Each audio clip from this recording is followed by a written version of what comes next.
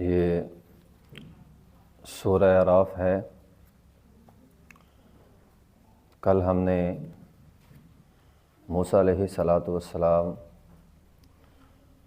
اور فرعون کے درمیان جو ایک مقابلہ ہوا تھا جادوگروں کا، وہ بات ہم نے پڑھی تھی کہ فرعون نے کہا تھا کہ سارے علاقے سے جادوگر اکٹھے کرو، اور موسیٰ علیہ السلام سے مقابلہ ہوا۔ بالآخر موسیٰ علیہ السلام مقابلہ جیت گئے۔ فرعون نے دھمکی دی کہ میں ان تمام کو قتل کر دوں گا، لیکن جادوگر اپنے ایمان پر ڈٹے رہے اور جھکے نہیں۔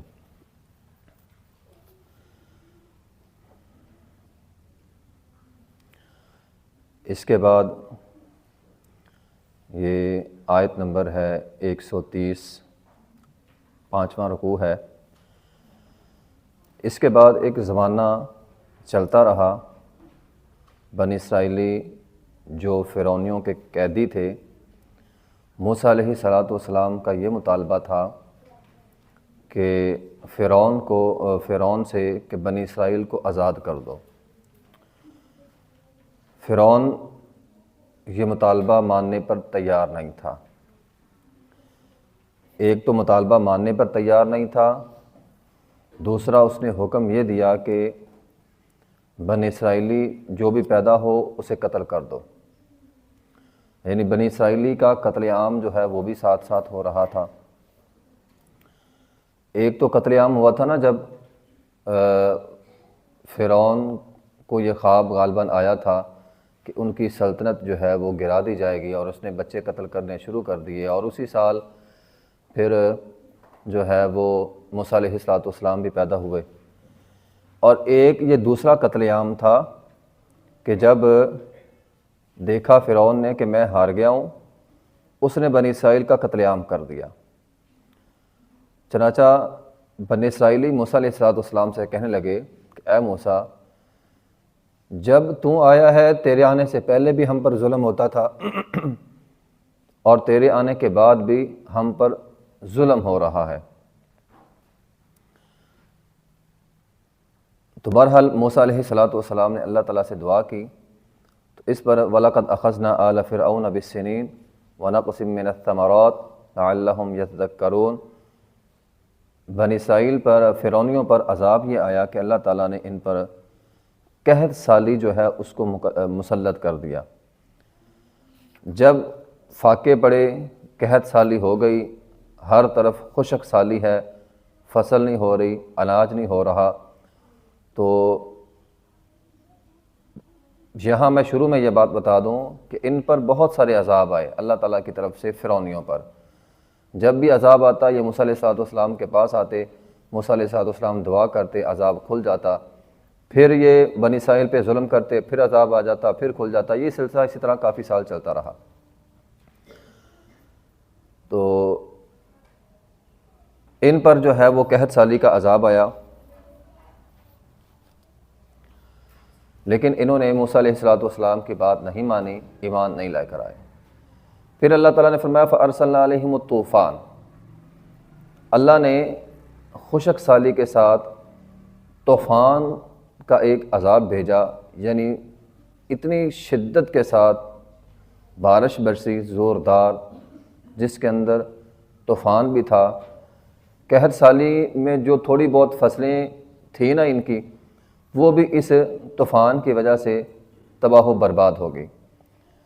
پھر یہ موسیٰ علیہ السلام کے پاس آئے کہ ہمارے لیے دعا کریں۔ موسیٰ علیہ السلام نے دعا کی، طوفان تھم گیا۔ پھر انہوں نے بنی اسرائیلیوں پر ظلم کیا، پھر اللہ تعالیٰ نے ان پر عذاب بھیجا، والجراد، جراد اللہ تعالیٰ نے ان پر عذاب بھیجا۔ تو جراد کہتے ہیں ٹڈی۔ تو ٹڈی کا ایسا عذاب آیا کہ ہر طرف ٹڈیاں ہی ٹڈیاں ہو گئیں، ان کے محلات میں، بستر میں، کھانے کی چیزوں میں۔ کھاتے کو چیز تھے اور اوپر سے ٹڈی آ کر منہ میں چلے جاتی تھی۔ پھر یہ بھاگے بھاگے موسیٰ علیہ السلام کے پاس گئے کہ دعا کریں۔ موسیٰ علیہ السلام نے دعا کی، عذاب ٹل گیا۔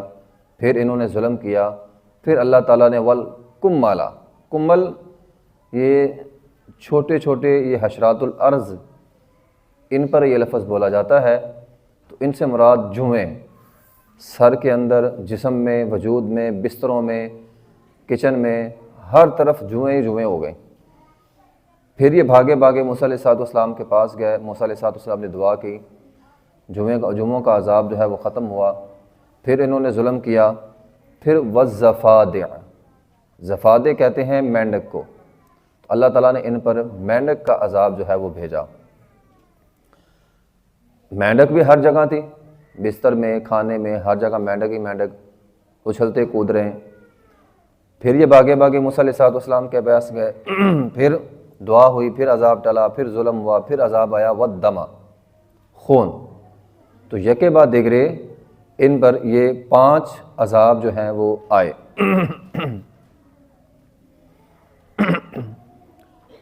تو آیات مفصلات، یہ گویا اللہ تعالیٰ کی طرف سے ایک جو ہے وہ نشانی تھی۔ ولما وقع علیہم الرجز، جب بھی کوئی عذاب آتا تو یہ موسیٰ علیہ السلام کے پاس آتے، قالوا یا موسیٰ ادع لنا ربک بما عہد عندک لئن کشفت عنا الرجز لنؤمنن لک ولنرسلن معک بنی اسرائیل۔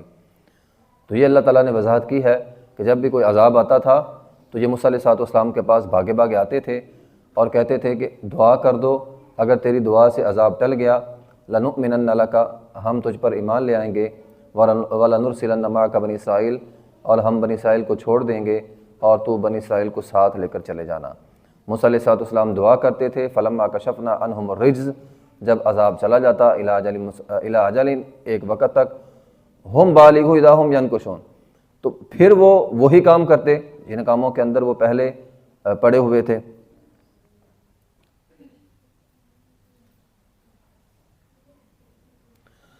تو جو انہوں نے وعدہ کیا تھا کہ ہم ایمان لے آئیں گے، اذا ہم ینکسون، اس وعدے کو وہ توڑ دیتے۔ ولما وقع علیہم الرجز کے اندر چھٹے عذاب کی طرف بھی اشارہ ہے۔ مفسرین نے لکھا ہے کہ ان پر طاعون کی وبا جو ہے وہ آئی تھی۔ تو 5 عذاب پچھلے اور رجز مراد طاعون کی ایک وبا تھی۔ جب ان میں طاعون آیا تو یہ مرنے لگے۔ پہلے تو عذاب آتے تھے نا چیزوں میں، ٹڈیاں آ گئی ہیں، ان کی صحت ٹھیک ہے لیکن ٹڈیاں زیادہ ہیں، صحت ٹھیک ہے لیکن جوئیں زیادہ ہیں، صحت ٹھیک ہے لیکن مینڈک زیادہ ہے، طوفان ہے، اپنی صحت ان کی ٹھیک ہے، لیکن طاعون کی بیماری ان کو ذاتی طور پر لگ گئی، جس سے ہر فرعونی کے گھر میں صف ماتم بچھ گیا، کوئی نہ کوئی مری جا رہا ہے، مری جا رہا ہے، مری جا رہا ہے، فرعونی اپنی لاشیں اٹھائی جا رہے ہیں، لاشیں اٹھائی جا رہے ہیں، اٹھائی جا رہے ہیں، اٹھائی جا رہے ہیں۔ تو بہرحال اللہ تعالیٰ نے ان کو طاعون کی وبا کے اندر جو ہے وہ لگا دیا۔ تو جب یہ اپنی لاشیں اٹھا رہے تھے تو اللہ تعالیٰ نے موسیٰ علیہ السلام کو حکم دیا کہ اے موسیٰ، اب تو بنی اسرائیل کو لے کر یہاں سے نکل جاؤ۔ موسیٰ علیہ السلام بنی اسرائیل کو لے کر نکلے۔ تو یہ تفصیل سے واقعہ بھی آگے انشاءاللہ آئے گا، فانتقمنا منہم واغرقناہم فی الیم کی میں وضاحت کر رہا ہوں۔ تو جب یہ موسیٰ علیہ السلام بنی اسرائیل کو لے کر نکلے، فرعونی پیچھے پیچھے تھے، فرعون کو اپنی بقا نظر آ رہی تھی، تو فرعون پیچھے پیچھے گیا، لیکن اللہ تعالیٰ نے موسیٰ علیہ السلام کو وہاں سے نکال لیا، فاغرقناہم فی الیم، اور فرعونیوں کو سمندر کے اندر ڈبو دیا، بأنہم کذبوا بآیاتنا وکانوا عنہا غافلین وأورثنا القوم الذین کانوا یستضعفون مشارق الارض ومغاربها التی بارکنا فیہا۔ تو اللہ تعالیٰ نے فرعونیوں اور موسیٰ علیہ السلام کی قوم کو، یعنی بنی اسرائیل کو سمندر پار پہنچایا، اور سمندر پار پہنچا کر اللہ تعالیٰ نے انہیں حکم دیا کہ اب تم ایک ایسی سرزمین کی طرف جاؤ گے کہ مشارق الارض ومغاربها التی بارکنا فیہا، جس سرزمین میں اللہ تعالیٰ نے تمہارے لیے جو ہے وہ برکت رکھی ہے، تو اس زمین میں تم چلے جاؤ، جو زمین انبیاء کا مسکن تھی، انبیاء وہاں آتے تھے، لیکن بنی اسرائیل نے اس زمین میں جانے سے انکار کر دیا۔ یہ بات پیچھے ہم نے پڑھی ہے۔ تو انکار پر ان کو صحرائے سینا میں 40 سال تک گزارنا پڑے، اور اسی 40 سال کے عرصے میں موسیٰ علیہ السلام بھی وفات پا گئے اور ہارون علیہ السلام بھی وفات پا گئے۔ اس کے بعد وہ نئی نسل آئی، یہ نسل تو ساری مر گئی نا، تو پھر نئی نسل آئی، نئی نسل نے جو ہے وہ جہاد کیا، اور جہاد کی برکت سے اللہ تعالیٰ نے ملک شام یعنی فلسطین کا علاقہ فتح ہوا، اور وہاں پر جا کر یہ بنی اسرائیلی جو ہے وہ رہنے لگ گئے۔ چونکہ قرآن واقعات کی کتاب نہیں ہے، اس لیے بنی اسرائیل کا واقعہ ایک ہی جگہ پہ تفصیل کے ساتھ بیان نہیں ہوا۔ جس واقعے سے جو مقصد حاصل کرنا ہوتا تھا اللہ تعالیٰ اسی واقعے کا وہی حصہ جو ہے وہ بیان فرما دیتے تھے۔ اب اللہ تعالیٰ نے ایک اور واقعے کی طرف جو ہے وہ اشارہ کیا ہے آیت نمبر 138 میں، وَجَاوَزْنَا بِبَنِي إِسْرَائِيلَ الْبَحْرَ فَأَتَوْا عَلَىٰ قَوْمٍ يَعْكُفُونَ عَلَىٰ أَصْنَامٍ لَّهُمْ۔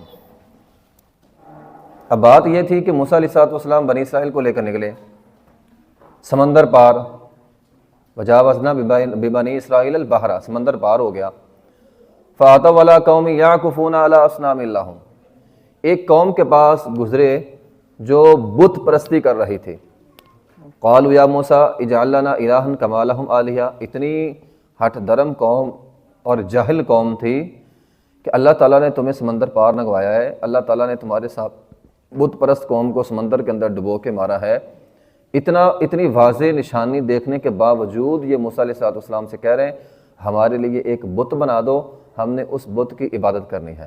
قال انکم قوم تجہلون، موسیٰ علیہ السلام نے فرمایا جاہل قوم، ابھی تو سارا کچھ تمہارے سامنے ہوا ہے کہ اللہ تعالیٰ نے حق کو فتح دی ہے، باطل کو اللہ تعالیٰ نے شکست دی ہے، اور تم سارا کچھ دیکھ کر بھی یہ کہہ رہے ہو کہ ہمارے لیے ایک بت بنا دو، ہم جو ہے وہ اس کی عبادت کریں گے۔ یہی وجہ ہے کہ موسیٰ علیہ السلام جب تختیاں لینے کوہ طور پر چلے گئے تھے تو پیچھے سے جب سامری نے بت بنایا تھا تو انہوں نے بت پرستی شروع کر دی تھی، فوراً سامری کی بات مانی اور بت پرستی جو ہے وہ انہوں نے شروع کر دی تھی۔ تو بہرحال وَإِذْ نَجَّيْنَاكُم مِّنْ آلِ فِرْعَوْنَ يَسُومُونَكُمْ سُوءَ الْعَذَابِ يُقَتِّلُونَ أَبْنَاءَكُمْ، اللہ تعالیٰ فرماتے ہیں ہم نے تمہیں نجات دیا آل فرعون سے جو تمہیں برا عذاب دیتے تھے، تمہارے بیٹوں کو قتل کرتے تھے اور تمہاری عورتوں کو بچیوں کو چھوڑ دیتے تھے۔ وَفِي ذَلِكُمْ بَلَاءٌ مِّن رَبِّكُمْ عَظِيمٌ وَوَاعَدْنَا مُوسَىٰ 30 لَيْلَةً، پھر بہرحال موسیٰ علیہ السلام ان کو لے کر جب صحرائے سینا پہ رکے ہوئے تھے تو اللہ تعالیٰ نے جو ہے وہ 30 راتوں کا وعدہ کیا کہ اے موسیٰ میرے پاس آؤ 30 راتوں کے لیے۔ پہلے 30 راتوں کا حکم تھا وَأَتْمَمْنَاهَا بِعَشْرٍ فَتَمَّ مِيقَاتُ رَبِّهِ 40 لَيْلَةً، بعد میں حکم ہوا 40 راتوں کا۔ تو یوں موسیٰ علیہ السلام کوہ سینا پہ جو ہے وہ 40 راتیں تنہا گزار کے آئے، اللہ کی عبادت کر کے آئے، اور وہاں پہ اللہ تعالیٰ نے موسیٰ علیہ السلام کو تورات کی تختیاں جو ہے وہ عطا کی۔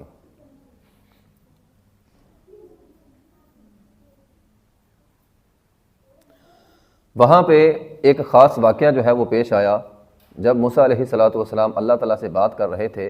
وَلَمَّا جَاءَ مُوسَىٰ لِمِيقَاتِنَا وَكَلَّمَهُ رَبُّهُ قَالَ رَبِّ أَرِنِي أَنظُرْ إِلَيْكَ، کہا اللہ میں نے تجھے دیکھنا ہے۔ موسیٰ علیہ السلام نے اللہ تعالیٰ سے کہا اے اللہ میں نے تجھے دیکھنا ہے۔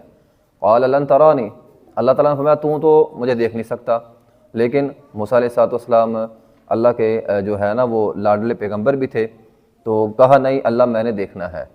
تو اللہ تعالیٰ نے فرمایا چلو ٹھیک ہے، وَلَٰكِنْ انظُرْ إِلَى الْجَبَلِ، مجھے دیکھنے سے پہلے اس پہاڑ کو دیکھ۔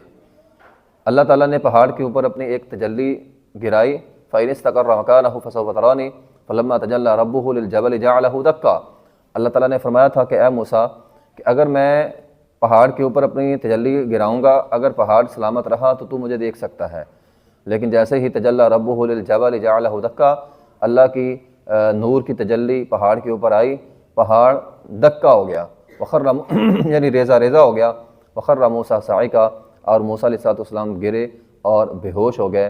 فلما افاقا، جب ہوش آئی، قال سبحانک تبت الآن، کہا اے اللہ میں تو پاک ہے اور میں اپنی بات سے رجوع کرتا ہوں، توبہ کرتا ہوں، وَأَنَا أَوَّلُ الْمُؤْمِنِينَ، اور میں پہلا مومن ہوں۔ نبی علیہ السلام کی حدیث ہے کہ آپ علیہ السلام فرماتے ہیں کہ کل قیامت کے دن جب بے ہوشی ہوگی، سونر پھونکا جائے گا اور پوری ہر انسان جو ہے وہ ساری انسانیت ختم ہو جائے گی، تو فرمایا کہ میں سب سے پہلا وہ شخص ہوں گا جس کو ہوش آئے گی، یعنی نبی پاک علیہ الصلوۃ والسلام فرما رہے ہیں کہ میں وہ شخص ہوں گا جس کو ہوش آئے گی، اور جب مجھے ہوش آئے گی میں دیکھوں گا کہ موسیٰ علیہ الصلوۃ والسلام اللہ کا عرش کا جو پایا ہے نا اس کو تھامے کھڑے ہوں گے۔ اب نبی علیہ الصلوۃ والسلام نے فرمایا میں نہیں جانتا کہ موسیٰ علیہ الصلوۃ والسلام مجھ سے پہلے ہوش میں آئے یا وہ بے ہوش ہی نہیں ہوئے، کیونکہ وہ دنیا میں ایک دفعہ بے ہوش ہو چکے تھے۔ تو بہرحال اللہ تعالیٰ نے فرمایا اے موسیٰ انی اصطفیتک علی الناس برسالاتی و بکلامی، اے موسیٰ ہم نے تجھے چن لیا ہے، تجھے رسالت بھی دی ہے، تیرے ساتھ ہم کلام ہوئے ہیں۔ موسیٰ علیہ الصلوۃ والسلام وہ پیغمبر ہے جس کو اللہ تعالیٰ نے براہ راست بغیر جبرائیل کے بات کی ہے۔ فخذ ما آتیتک وکن من الشاکرین، ٹھیک ہے، تو ہم آپ کو تورات کی تختیاں دے رہے ہیں، آپ اس کو تھام لیں۔ وکتبنا لہ فی الالواح من کل شیء، اس تورات کی تختیوں میں اللہ تعالیٰ نے ہر قسم کی موعظہ نصیحت رکھی ہے اور ہر قسم کی جو ہے وہ تفسیر رکھی ہے۔ فخذھا بقوۃ وامر قومک یاخذوا باحسنھا، اس کو پکڑ لو اور اپنی قوم کو جا کر کہو کہ وہ بھی اس کو مضبوطی کے ساتھ جو ہے وہ پکڑ لیں۔ تو پھر بہرحال وہاں سے موسیٰ علیہ الصلوۃ والسلام کو تورات کی تختیاں جو ہیں وہ ملی۔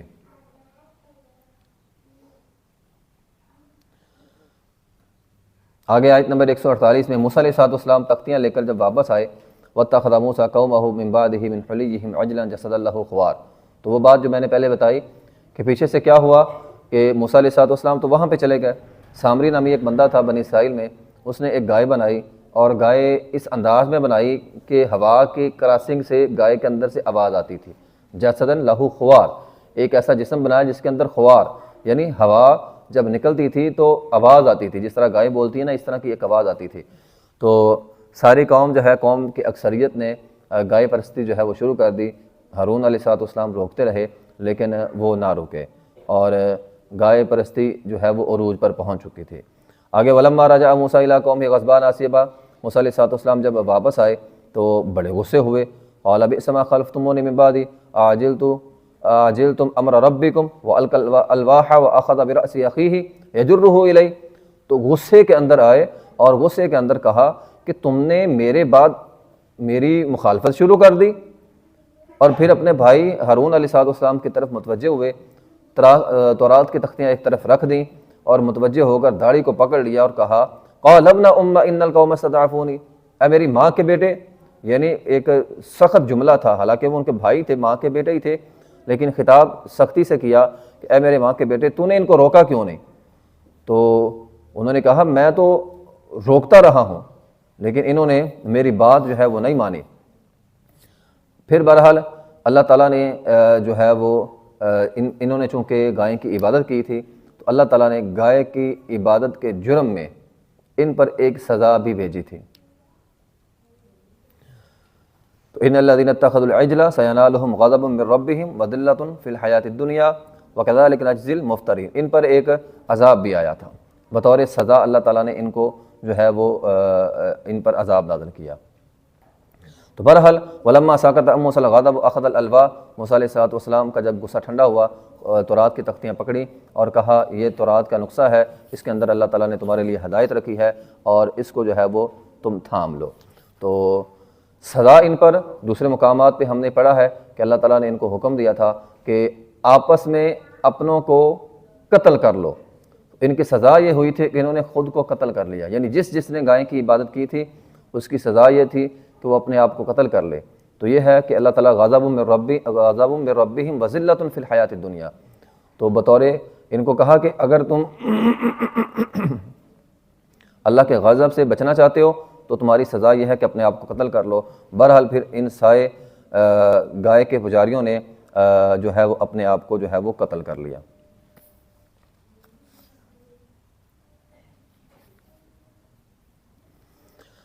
اب قتل تو کر لیا، یہ بات تو ختم ہو گئی، اب اگلی بات شروع ہوئی کہ موسیٰ علیہ الصلوۃ والسلام نے کہا کہ یہ تورات کی تختیاں ہیں، ولما سکت عن موسیٰ الغضب اخذ الالواح وفی نسختها هدی ورحمۃ للذین هم لربہم یرہبون، یہ تورات کی تختیاں اس کو پکڑ لو، ٹھیک ہے۔ قوم نے کہا ہم نہیں مانیں گے، ہم نہیں مانتے کہ یہ تورات کی تختیاں اللہ کی طرف سے ہیں، ہمیں کیسا پتہ چلے گا؟ موسیٰ علیہ السلام نے اللہ تعالیٰ سے رابطہ کیا، اللہ تعالیٰ نے فرمایا ایسا کرو کہ 70 لوگوں کو لے کر کوہ طور پر آ جاؤ۔ تو یہ اسی واقعے کی طرف جو ہے وہ اشارہ ہے۔ وَاخْتَارَ مُوسَىٰ قَوْمَهُ 70 رَجُلًا لِمِيقَاتِنَا، 70 لوگوں کو اللہ تعالیٰ نے بلایا۔ اب 70 لوگ خود منتخب ہوئے، یعنی بنی اسرائیل نے اپنے 70 سردار منتخب کیے اور کہا جاؤ موسیٰ علیہ السلام کے ساتھ۔ اب 70 لوگ موسیٰ علیہ السلام کے ساتھ آ گئے، آ کر انہوں نے کہا کہ اب ان کے سامنے موسیٰ علیہ السلام اپنے رب سے ہم کلام میں باتیں کر رہے ہیں، لیکن وہ آگے سے یہ کہنے لگے نہیں ہم نہیں مانتے، ہم تسلیم نہیں کرتے، تو رب تعالیٰ کے ساتھ باتیں کر رہا ہے، ایسا کر کے اللہ تعالیٰ کو ہم نے دیکھنا ہے۔ جب اللہ ہمارے سامنے آئے، ہمارے سامنے آ کر اللہ خود ہمیں کہے کہ یہ موسیٰ ہے، یہ میرا پیغمبر ہے اور یہ تورات میں نے دی ہے، پھر جو ہے وہ ہم اس کو مانیں گے۔ تو جب انہوں نے یہ مطالبہ کیا تو فلما اخذتهم الرجفۃ، اللہ تعالیٰ نے ان پر رجفہ بھیجا، یعنی عذاب بھیجا، اس عذاب سے وہ 70 کے 70 لوگ جو ہے وہ مر گئے، 70 لوگ جو ہے ان کے مر گئے۔ تو اب موسیٰ علیہ السلام نے کہا اے اللہ اتہلکنا بما فعل السفہاء منا، اے اللہ ان بے وقوفوں کی وجہ سے یہ انہوں نے بات نہیں مانی، تو نے ان کو مار دیا ہے، اب تو ان ہی الا فتنتک تضل بہا من تشاء وتہدی من تشاء، اللہ یہ تو فتنہ بن گیا ہے۔ تو موسیٰ علیہ السلام نے دعا کی، تو بہرحال موسیٰ علیہ السلام کی دعا سے وہ 70 لوگ جو ہے وہ دوبارہ پھر زندہ ہو گئے۔ تو آپ ان باتوں سے اندازہ لگائیں، اللہ تعالیٰ یہ بنی اسرائیل کا واقعہ جو ہے وہ بیان کر رہا ہے، یہ کس قدر ہٹ درم قوم ہے، سارا کچھ آنکھوں سے دیکھنے کے باوجود وہ ایمان لانے پر قادر نہیں ہے، تیار نہیں ہے، ایمان اپنے پیغمبر پر جو ہے وہ نہیں لا رہی۔ بہرحال آگے آیت نمبر 160 کے اندر ہے، بنی اسرائیل وہاں آباد تھی، تو پانی کی بڑی قحط سالی تھی، تو موسیٰ علیہ السلام نے کیا کیا، ان کے 12 گروہ بنا دیے، 12 گروہ بنا کر وَأَوْحَىٰ إِلَىٰ مُوسَىٰ إِذِ اسْتَسْقَاهُ قَوْمُهُ أَنِ اضْرِب بِّعَصَاكَ الْحَجَرَ، اللہ تعالیٰ نے حکم دیا کہ ایک لاٹھی پتھر کے اوپر ماریں۔ موسیٰ علیہ السلام نے پتھر کے اوپر لاٹھی ماری، جس سے فَانبَجَسَتْ مِنْ حُسْنَتَا عَشْرَةَ عَيْنًا، 12 چشمے جو ہے وہ جاری ہو گئے۔ قَدْ عَلِمَ كُلُّ أُنَاسٍ مَشْرَبَهُمْ، ہر ایک کے لیے ایک الگ مطلب پانی کا چشمہ تھا، تو ہر کسی کو کہہ دیا گیا یہ تمہارا چشمہ ہے۔ اب دیکھیں اتنا ہٹ درم قوم، اتنی جاہل قوم، اتنا کچھ ہونے کے باوجود اللہ تعالیٰ پھر بھی ان پر انعام کر رہا ہے۔ انعام یہ کیا کہ ایک تو پانی کا چشمہ آ گیا، وَظَلَّلْنَا عَلَيْهِمُ الْغَمَامَ آ گیا، ٹھیک ہے، بادلوں نے سایہ کر دیا۔ اب چونکہ صحرائی علاقے میں سایہ نہیں ہوتا، تو بادل تو تھے نہیں صحرائی علاقے میں، تو بادل جو ہے وہ نہیں تھے، تو اللہ تعالیٰ یعنی سایہ نہیں تھا، تو اللہ تعالیٰ نے سائے کے لیے وَظَلَّلْنَا عَلَيْكُمُ الْغَمَامَ، بادلوں کو بھیجا، وَأَنزَلْنَا عَلَيْهِمُ الْمَنَّ وَالسَّلْوَىٰ، ان کے اوپر من اور سلوہ نازل ہوا۔ تو من اور سلوے کی میں نے شروع کے اندر وضاحت کی تھی، من ایک بوٹی تھی۔ اب لوگ اس کو پتہ نہیں کیا سمجھ لیتے ہیں کہ پتہ نہیں اوپر سے کوئی پکا پکایا کھانا آتا تھا، تو ایسی بات نہیں تھی۔ قدرتی طور پر صحرا کے اندر فصل نہیں ہوتی، معجزانہ طور پر قدرتی طور پر ایک من ایک بوٹی تھی، میٹھی بوٹی ہوتی تھی، وہ زمین سے اگاتی تھی خود بخود ہی، تو وہ بڑی آسانی کے ساتھ بنی اسرائیلی اس کو اتار لیتے تھے اور کھا لیتے تھے۔ اور سلوہ یہ ایک بٹیر نما ایک پرندہ ہوتا تھا، کثیر تعداد میں آتا تھا، جو اور اس کو یہ پکڑتے تھے اور پکڑ کر جو ہے وہ کھا لیتے تھے۔ تو چونکہ صحرا میں اس قسم کی چیزیں نہیں ہوتی، نہ پرندے ہوتے ہیں اور نہ فصل ہوتی ہے، تو اللہ تعالیٰ کی طرف سے فصل بھی ملی ان کو اور پرندے بھی ملے ان کو۔ قُلُوا مِن طَيِّبَاتِ مَا رَزَقْنَاكُمْ وَمَا ظَلَمُونَا وَلَٰكِن كَانُوا أَنفُسَهُمْ يَظْلِمُونَ، یہ اللہ تعالیٰ کا خیر اور اللہ تعالیٰ کا فضل تھا، اللہ تعالیٰ نے فرمایا کہ اس فضل کو کھاؤ۔ اب یہ سلسلہ چلتا رہا، 40 سال کا عرصہ گزر گیا، اس کے بعد نئی نسل آئی، نئی نسل کو اللہ تعالیٰ نے جہاد کا چونکہ پہلے حکم دیا ہوا تھا، نئی نسل نے جو ہے وہ جہاد کیا۔ تو جب فوجیں فتح یاب ہو گئیں، شہر جو ہے وہ فتح یاب ہو گیا، تو اللہ تعالیٰ نے سورہ بقرہ کے اندر بھی ہم نے پڑھا ہے، ان کو حکم دیا کہ تم نے سجدہ کرتے ہوئے جانا ہے، لیکن انہوں نے سجدہ کرنے کے بجائے، مغفرت مانگنے کے بجائے وَقُولُوا حِطَّةٌ کہا کہ ہمیں تو کھیتی چاہیے، وَادْخُلُوا الْبَابَ سُجَّدًا نَغْفِرْ لَكُمْ خَطَايَاكُمْ، تو کہا گیا تھا کہ تو سجدے کی حالت میں داخل ہو جاؤ، اللہ تعالیٰ سے استغفار کرو، تکبر نہ کرو، لیکن یہ شہر میں پھر بھی متکبرانہ انداز کے اندر داخل ہوئے۔ آپ دیکھیں کتنے احسان اللہ تعالیٰ کے ہیں، اور ہر احسان کے بعد یہ کوئی نہ کوئی بلنڈر ہی کرتے ہیں، کوئی جاہلانہ بات کر دیں گے، یا کوئی نہ کوئی جو ہے وہ شرک پہ مبنی کوئی نہ کوئی بات کر دیں گے، تو ان کے ساتھ ایسا ہوتا رہا۔ آگے اللہ تعالیٰ نے ان کا ایک اور قصہ بیان کیا، وَاسْأَلْهُمْ عَنِ الْقَرْيَةِ الَّتِي كَانَتْ حَاضِرَةَ الْبَحْرِ، ایک بستی تھی، وہ بھی بنی اسرائیل میں سے لوگوں کی تھی، سمندر کے کنارے پر رہتے تھے، تو اذ يعدون في السبت اذ تأتوهم حيتانهم يوم سبتهم شرعا ويوم لا يسبتون لا تأتيهم۔ تو ہوتا کیا تھا کہ اب سمندر کے کنارے پہ ایک بستی ہے، اللہ تعالیٰ نے حکم یہ دیا کہ تم ان کو، یہ اصل میں نا یہودی نبی علیہ السلام کے پاس آئے تھے اور انہوں نے آ کر سوال کیا تھا اس قسم کا، تو اس کے جواب میں اللہ تعالیٰ نے یہ واقعہ جو ہے وہ بیان کیا کہ ان کو حکم ہوا تھا کہ تم نے مچھلیاں ہفتے کے دن میں نہیں پکڑنی، اور اذ یعدون فی السبت اذ تأتیہم حیتانہم یوم سبتہم، ہوا کیا کہ بہت کثیر تعداد میں ہفتے کے دن مچھلیاں آنی شروع ہو گئیں۔ اب ان کے منہ میں پانی آ رہا تھا کہ مچھلیاں ہفتے کے دن زیادہ آ رہی ہیں، ہم کیا کریں؟ انہوں نے ایک ہیلا سازی کی، اور ہیلا سازی یہ کی کہ انہوں نے بڑے بڑے گڑھے کھڈے جو ہیں وہ کھود لیے، اور پانی جو ہے وہ اس کے اندر چھوڑ دیتے، تو ہفتے بعد میں ساری مچھلیاں جب ان گڈھوں میں آتی تو یہ گڈھے جو ہے وہ بند کر دیتے، اور اتوار کو جو ہے وہ مچھلیاں پکڑ لیتے۔ تو آگے سے یہ کہتے ہیں ہم نے کون سا ہفتے کے دن پکڑی ہیں، ہم نے تو اتوار کو پکڑی ہیں۔ تو دین کے اندر ہیلا سازی کرنا یہ ایک بہت بڑا جرم ہے اور خطرناک ترین جرم ہے۔ ایک ہے بات نہیں ماننی، ایک ہے ہیلا سازی کرنا۔ تو اللہ تعالیٰ نے سزا کے اوپر ان پر کون سی سزا بھیجی تھی؟ ان کو بندر بنا دیا تھا۔ تو اللہ تعالیٰ نے ایسی قوم کو بندر بنا دیا جو دین کو ہیلا سازی کے طور پر استعمال کرتے ہیں۔ ہمارے ہاں لوگ بھی دین کو ہیلا سازی کے طور پر استعمال کرتے ہیں، تو ہیلا سازی دین کے اندر نہیں ہونی چاہیے۔ جس طرح رمضان کا مہینہ ہے، بہت سارے لوگ ہیلا سازی کرتے ہوئے روزہ نہیں رکھتے، ٹھیک ہے نا، او جی مجھے کام ہے، میری فلاں مجبوری ہے۔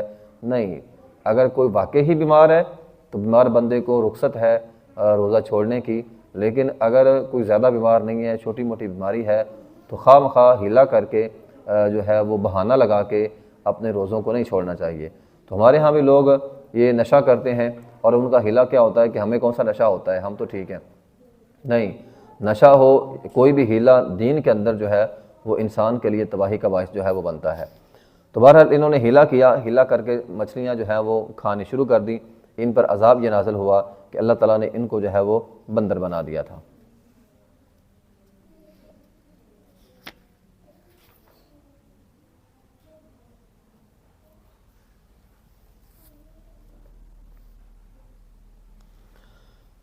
آگے آیت نمبر 172 میں اللہ تعالیٰ نے ایک عہد کا جو ہے وہ تذکرہ کیا ہے، عہد الست۔ یہ ایک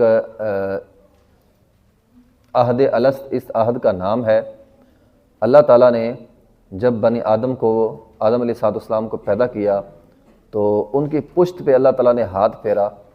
آدم علیہ السلام کی پشت سے اللہ تعالیٰ نے تمام روح انسانیت کو پیدا فرما دیا، روحوں کو، انسانوں کو نہیں بلکہ روحوں کو۔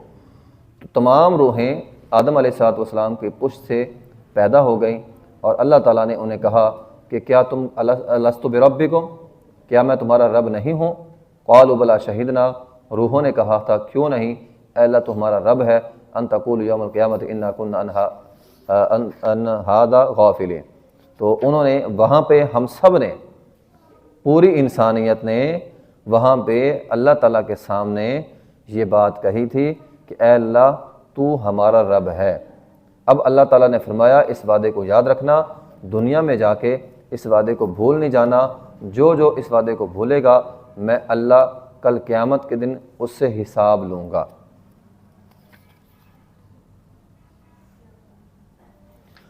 تو اللہ تعالیٰ نے فرمایا ان تقولوا یوم القیامت انا کنا عن ھذا غافلین، اب کل قیامت کے دن یہ نہ کہنا ہمیں خبر نہیں تھی۔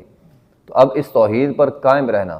تو آج دنیا میں جو لوگ آ کر توحید کو چھوڑتے ہیں اور شرک کے راستے پر چلتے ہیں، انہوں نے گویا اللہ تعالیٰ سے عہد شکنی کی ہے، تو اللہ تعالیٰ کل قیامت کے دن اس عہد شکنی کے بارے میں لوگوں سے سوال کرے گا۔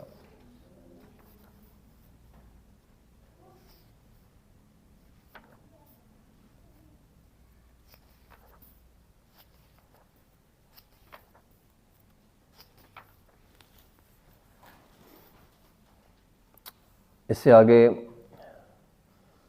سورہ جو ہے وہ انفال ہے۔ سورہ انفال اور اس سے آگے سورہ توبہ، یہ دونوں صورتیں اللہ تعالیٰ نے خاص طور پہ جہاد کے عنوان پہ نازل فرمائی ہیں۔ یہ دونوں صورتیں چونکہ مدنی صورتیں ہیں تو ان کے اندر احکامات ہیں، اور خاص طور پہ ان کے اندر احکامات ہیں جہاد کے متعلق۔ تو قرآن کا ایک حصہ اللہ تعالیٰ نے جہاد کے اوپر جو ہے وہ نازل فرمایا ہے۔ ویسے تو ہر صورت میں کسی نہ کسی جگہ قتال کا یا جہاد کا ذکر ہو ہی جاتا ہے تقریباً بڑی بڑی صورتوں میں، لیکن یہ دو صورتیں بطور خاص اللہ تعالیٰ نے جہاد کے عنوان پر جو ہیں وہ نازل فرمائی ہیں۔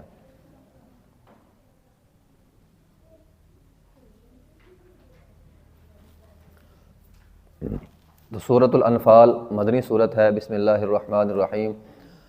یسألونک عن الانفال قل الانفال للہ والرسول فاتقوا اللہ واصلحوا ذات بینکم واطیعوا اللہ ورسولہ ان کنتم مؤمنین۔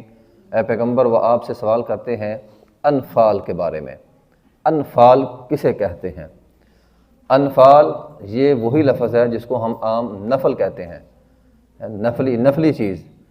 عبادت کے اندر بھی یہ لفظ استعمال ہوتا ہے، نماز کے اندر بھی استعمال ہوتا ہے۔ وَمِنَ اللَّيْلِ فَتَهَجَّدْ بِهِ نَافِلَةً لَكَ۔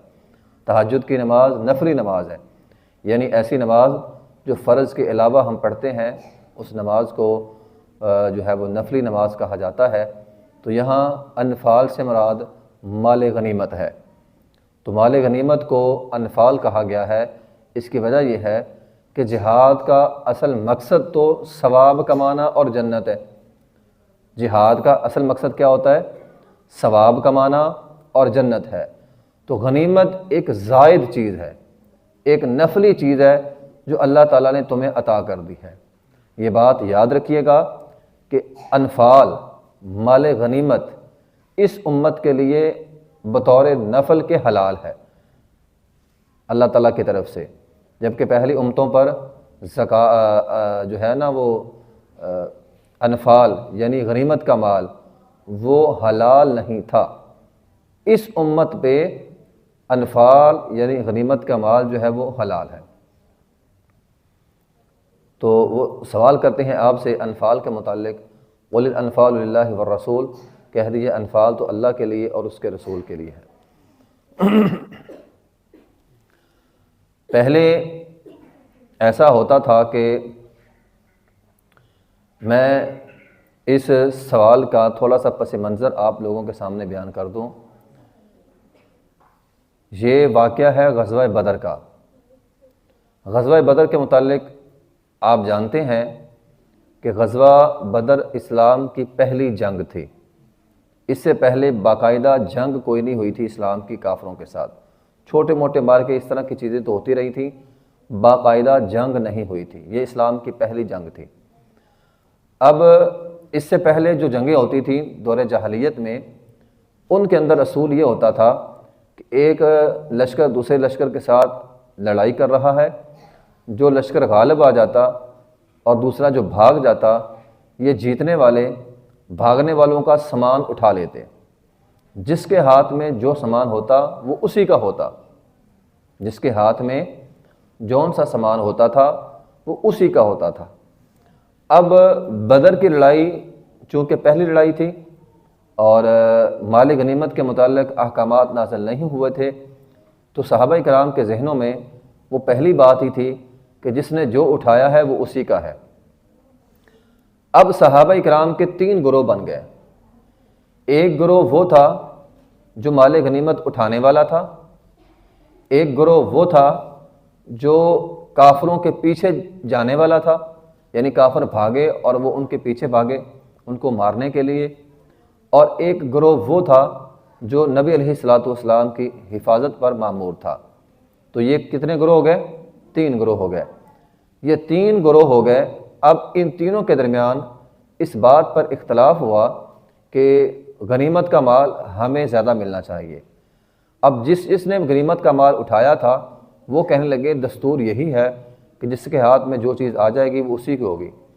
اب جو دشمن کے پیچھے بھاگے تھے وہ کہتے ہیں کہ دشمن کے پیچھے جانا یہ بھی ضروری تھا۔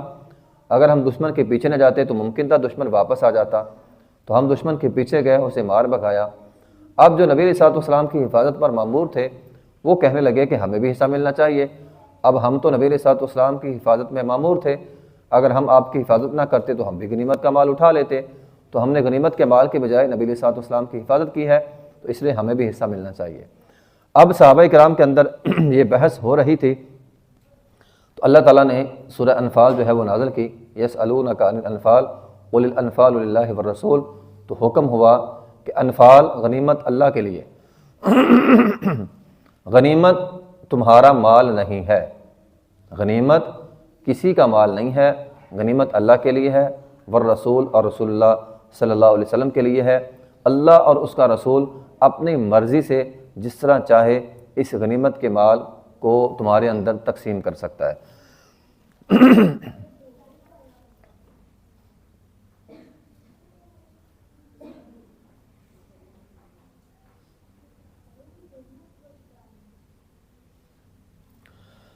اس طرح صحابہ کرام نے، چونکہ جب اللہ تعالیٰ کا حکم نازل ہوا تو صحابہ کرام نے غنیمت کا مال جو ہے وہ سارے کا سارا ایک جگہ پر جو ہے وہ جمع کر دیا۔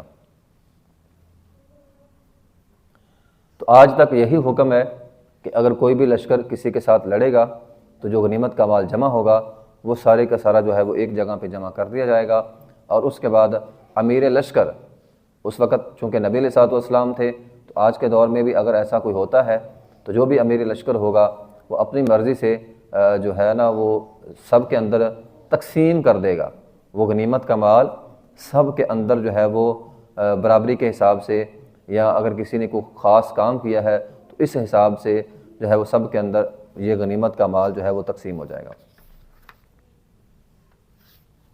تو یسألونک عن الانفال، اے پیغمبر وہ آپ سے انفال کے متعلق، غنیمت کے متعلق سوال کرتے ہیں۔ قل الانفال للہ والرسول، کہہ دیجیے انفال اللہ اور اس کے رسول کے لیے ہے۔ فاتقوا اللہ، تم اللہ سے ڈرو۔ تو جہاد تم نے غنیمت کے لیے نہیں کیا، اللہ سے ڈر کر کیا ہے، تو اللہ سے ڈرو۔ واصلحوا ذات بینکم واطیعوا اللہ ورسولہ ان کنتم مؤمنین۔ تو مومن تو وہ ہوتے ہیں، اب دیکھیں نا یہ وہ مومن تھے اور ایک آج ہم مومن ہیں۔ انما المؤمنون الذین اذا ذکر اللہ وجلت قلوبهم واذا تلیت علیہم آیاتہ زادتہم ایمانا وعلی ربہم یتوکلون۔ وہ صحابہ کی جماعت تھی، 313 کی جماعت تھی۔ جب یہ احکامات نازل ہوئے فوراً انہوں نے اپنا سارا مال لا کر ایک ڈھیری کی شکل میں نبی علیہ السلام کے سامنے رکھ دیا، کسی نے کوئی چیز نہ چھپائی، کسی نے کوئی چیز نہ چھپائی۔ لیکن آج کل کے ہم مسلمان، ہم تو مال کے لالچ ہیں، مال کے حریص ہیں اور چھپا لیتے ہیں، تو ان کے اندر مال کی کوئی اہمیت نہیں تھی، ان کے اندر اہمیت اللہ اس کے رسول کی تھی۔ جب بھی وہ کو آیت پڑھتے سنتے وجلت قلوبہم، ان کے دل جو ہے وہ دہل جاتے۔ آج ہم پورا قرآن پڑھ بھی لیتے ہیں، پورا قرآن سن بھی لیتے ہیں، حفاظ سے سن لیتے ہیں، تراویح کے اندر سن لیتے ہیں، لیکن پھر بھی دل نہیں ڈرتے ہمارے، کیونکہ دل غور نہیں کرتے قرآن پہ، تو دل توجہ کے ساتھ قرآن کو سنتے نہیں ہیں۔ ہمارے ہم دل کے اندر قرآن اتارنے کی کوشش نہیں کرتے، جس کی وجہ سے قرآن ہمارے دلوں پر اثر نہیں کرتا۔ لیکن صحابہ کرام نے اللہ کا ایک فرمان سنا اور سارے کا سارا مال لا کر نبی علیہ السلام کے پاس رکھ دیا، کیونکہ وہ اللہ کے لیے انہوں نے جہاد کیا تھا، نہ کہ اموال غنیمت حاصل کرنے کے لیے انہوں نے جہاد کیا۔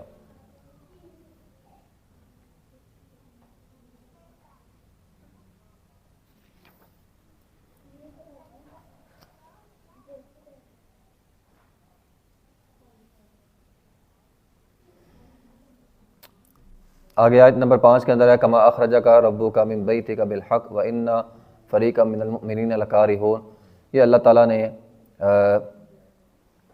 غزوہ بدر کا جو ہے نا یہاں سے تذکرہ شروع کیا ہے۔ تو غزوہ بدر میں کیا ہوا؟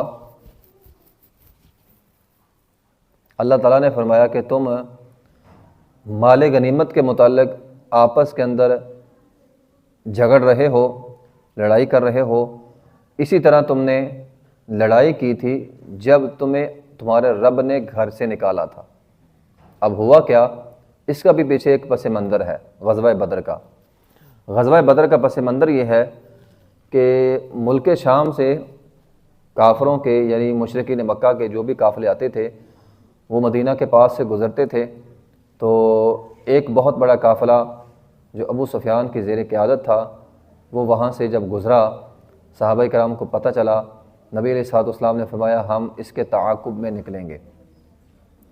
واقعہ ذرا لمبا ہے، میں مختصر انداز میں بیان کروں تو ابو سفیان بڑا تیز ترار تھا، شاطر آدمی تھا، تو اس نے ایک کام تو یہ کیا کہ فوراً مکہ کے اندر ایک تیز ترار سواری دے کر بھیجا کہ مکہ والوں کو اطلاع کر دو کہ ان کا قافلہ جو ہے وہ لوٹنے والا ہے۔ اور دوسرا اس نے کام یہ کیا کہ اپنے قافلے کا رخ موڑا اور ساحل سمندر سے ہوتا ہوا اپنے قافلے کو بچا کر چلا گیا۔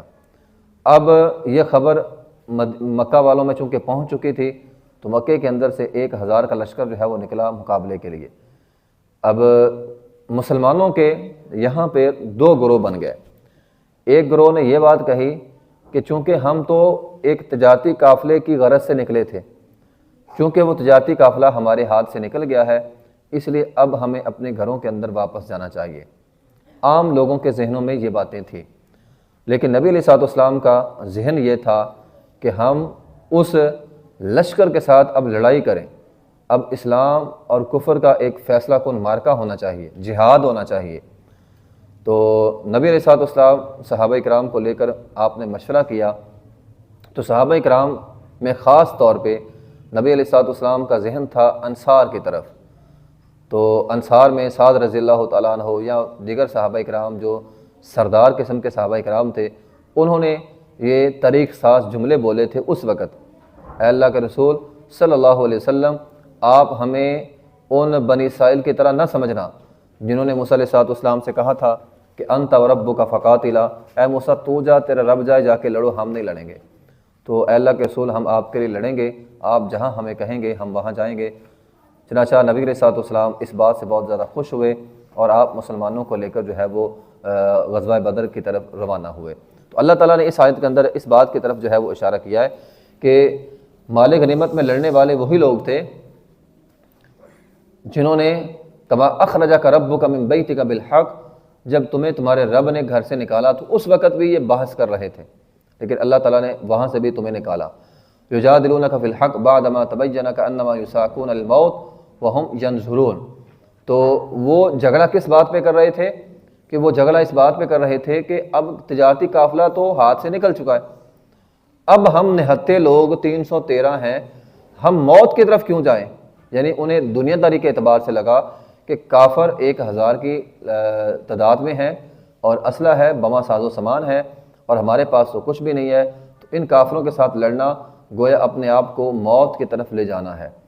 تو اس پر بعض صحابہ کرام کا دل تھا کہ ہم جو ہے وہ واپس چلے جائیں، لیکن جب سعد رضی اللہ تعالیٰ عنہ اور مقداد بن اسود رضی اللہ تعالیٰ عنہ اور پھر مہاجرین میں سے ابوبکر صدیق، حضرت عمر اور دیگر صحابہ کرام نے جب تقاریر کی اور اطاعت کا حلف اٹھایا، تب نبی علیہ الصلوۃ والسلام نے بدر کا جو ہے وہ رخ کیا۔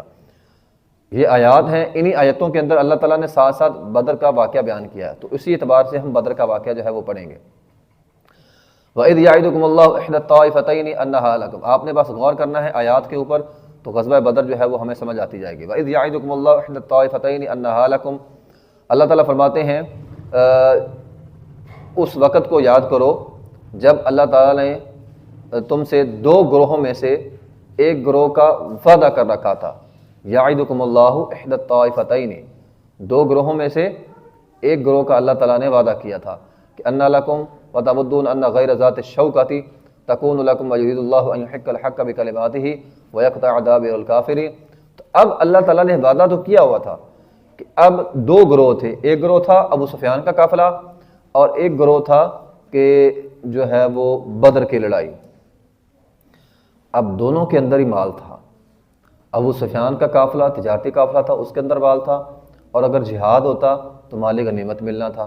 تو اللہ تعالیٰ فرماتے ہیں دونوں کے اندر ہی تمہارے لیے خیر اور بھلائی رکھی ہوئی تھی، لیکن چونکہ اب ایک قافلہ نکل گیا ہے تجارتی قافلہ، تو اب تم اپنا رخ جو ہے وہ جہاد کی طرف کر لو، یعنی جو ابو جہل کا قافلہ لشکر تھا جہاد کے لیے آ رہا تھا اس کی طرف کر لو۔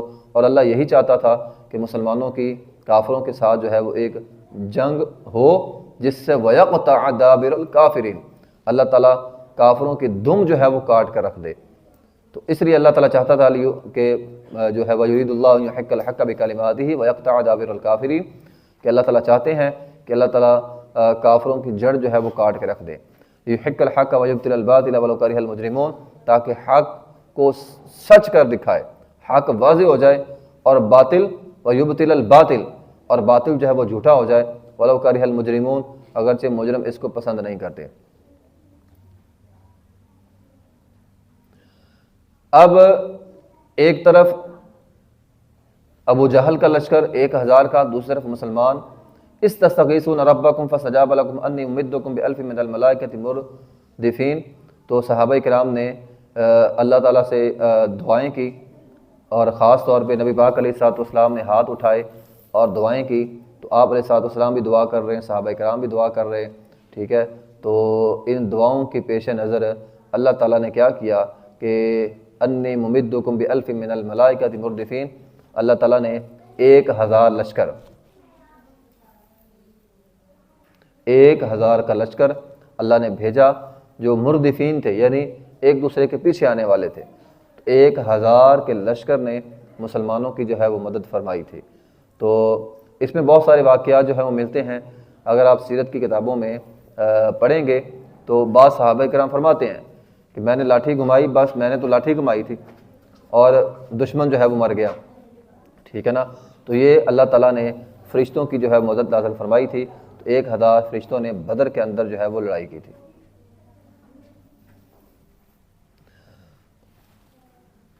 وما جعل اللہ الا بشرا ولتطمئن به قلوبکم وما النصر الا من عند اللہ ان اللہ عزیز حکیم۔ تو اللہ تعالیٰ فرماتے ہیں کہ اللہ تعالیٰ نے فرشتوں کو ساتھ رکھا تاکہ مسلمانوں کی حوصلہ افزائی ہوتی رہے۔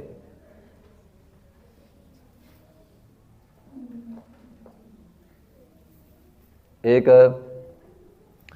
صحابی تھے، وہ فرماتے ہیں کہ میں ایک مشرک کے پیچھے دوڑ رہا تھا، میں نے صرف دوڑ رہا تھا اور میں نے ایک آواز سنی کہ گویا اسے ایک کوڑا لگا ہے، اور وہ چلاتا ہوا نیچے گر گیا، اور پھر میں نے دیکھا اس کی ناک پر نشان بھی تھا، اس کا چہرہ جو ہے وہ پھٹ گیا تھا جیسے کسی نے اس کے اوپر زوردار کوڑا مارا ہو۔ پھر فرماتے میں نبی علیہ الصلوۃ والسلام کے پاس آیا، میں نے کہا اللہ کے رسول میں نے تو اسے نہیں مارا، میں تو اس کے صرف پیچھے بھاگا تھا بس مارنے کے لیے، میں نے مارا نہیں، لیکن وہ تو مر گیا، اس کے چہرے پر جو ہے وہ کسی نے لاٹھی ماری تھی، زور سے کوڑا مارا تھا۔ تو نبی علیہ الصلوۃ والسلام نے فرمایا یہ تیسرے آسمان کی مدد تھی، یعنی یہ فرشتے تھے جنہوں نے ان کافروں کو جو ہے وہ مارا تھا۔ وَمَن نَّصْرُ إِلَّا مِنْ عِنْدِ اللَّهِ، تو یہ مدد صرف اور صرف اللہ تعالیٰ کی طرف سے ہے۔ تو آج بھی اگر ہمارا ایمان مضبوط ہو تو اللہ تعالیٰ فرشتے جو ہیں وہ بھیجتے ہیں۔ اچھا، ایک تو اللہ تعالیٰ نے مدد کی فرشتوں کے ذریعے، اور دوسری مدد اذ یغشیکم النعاس امانۃ منہ وینزل علیکم من السماء ماء لیطہرکم بہ ویذھب عنکم رجز الشیطان ولیربط علی قلوبکم ویثبت بہ الاقدام۔ اب بات یہ ہوئی کہ دوسری مدد اللہ تعالیٰ نے کی اونگ کی شکل میں، تو ہم نے چونکہ کبھی جنگیں دیکھی نہیں ہے اس لیے ہم اس کا مشاہدہ نہیں کر سکتے، لیکن دوران جنگ جب جنگ کا خوف ہو، دشمن سامنے ہو، پھر راتوں کو نیند نہیں آتی، پھر راتوں کو بندے کو نیند نہیں آتی۔ یہ پچھلے دنوں جب ہماری انڈیا کے ساتھ جنگ ہوئی تھی تو راتوں کو نیند نہیں آتی تھی، تو ہر طرف ایک خوف، 2-4 دن کے لیے جو ہے وہ خوف جو رہا تھا، اس میں لوگوں کی نیندیں جو ہیں وہ اڑ گئی تھیں، لوگ راتوں کو سوتے نہیں تھے۔ تو حالانکہ ہمارے ہاں اتنا خوف نہیں تھا، تو جب دشمن بالکل سامنے ہو اور لڑائی ہو رہی ہو پھر تو نیند کیا بندے کو آئے گی؟ تو مسلمانوں کو نیند نہیں آ رہی تھی، تو اللہ تعالیٰ کی رحمت خاص ہوئی کہ اللہ تعالیٰ نے جنگ کے سے پہلے ہی مسلمانوں پہ ایک اونگ مسلط کی۔ اس اونگ کی وجہ سے یہ ہوتا ہے نا، بعض اوقات بندہ 7-8 گھنٹے سو جائے تب جا کے بندہ فریش ہوتا ہے، بندہ تازہ دم ہوتا ہے، لیکن اللہ تعالیٰ نے مسلمانوں پر انعام کیا، ایک اونگ آئی جس سے سارے کے سارے جو ہے وہ تازہ دم ہو گئے، ایسے ہو گئے جیسے انہوں نے اپنی نیند جو ہے وہ پوری کر لی ہو۔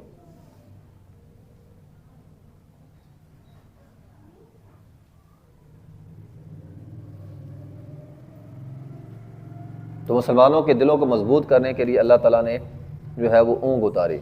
آگے اذ یوحی ربک الی الملائکۃ انی معکم فثبتوا الذین آمنوا سألقی فی قلوب الذین کفروا الرعب فاضربوا فوق الاعناق واضربوا منہم کل بنان۔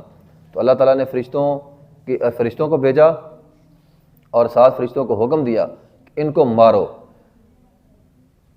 فرشتوں نے ان کو مارا بھی، اور تاکہ اللہ تعالیٰ مسلمانوں کا رعب ان کافروں کے دلوں میں ڈال دے۔ تو کافروں کو جب ضرب لگتی تھی تو ظاہری سی بات ہے ہر ضرب کے ساتھ جو ہے وہ مسلمانوں کا رعب کافروں کے دلوں میں جو ہے بیٹھتا ہے، اور یہ صرف اس دور کے لیے نہیں ہے بلکہ آج بھی ہے۔ آج بھی اگر مسلمان کافروں کے مقابلے میں میدان جہاد میں نکلیں تو اللہ تعالیٰ مسلمانوں کا رعب جو ہے وہ کافروں کے دلوں میں ڈالتا ہے۔ نبی علیہ الصلوۃ والسلام کی حدیث ہے کہ اللہ تعالیٰ نے 1 مہینے کی مسافت پر میرا رعب دشمن کے دل کے اندر اتار دیا۔ تو آج مسلمانوں کا رعب، اگر مسلمان ایمان کے ساتھ جہاد کریں تو مسلمانوں کا رعب کافروں کے دلوں میں ہے۔ ذالک بانہم شاقوا اللہ ورسولہ ومن یشاقق اللہ ورسولہ فإن اللہ شدید العقاب ذالکم فذوقوہ وان للکافرین عذاب النار یا ایھا الذین آمنوا اذا لقیتم الذین کفروا زحفا فلا تولوہم الادبار۔ اے ایمان والو، جب تمہارا دشمن کے ساتھ آمنا سامنا ہو تو جنگ سے بھاگنا نہیں ہے۔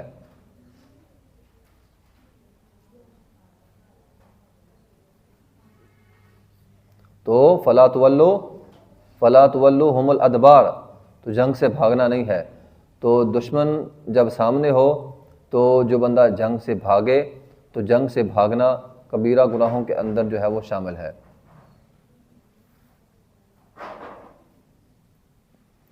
وَمَن يُوَلِّهِمْ، یہ کبیرہ گناہ ہے اور حرام ہے۔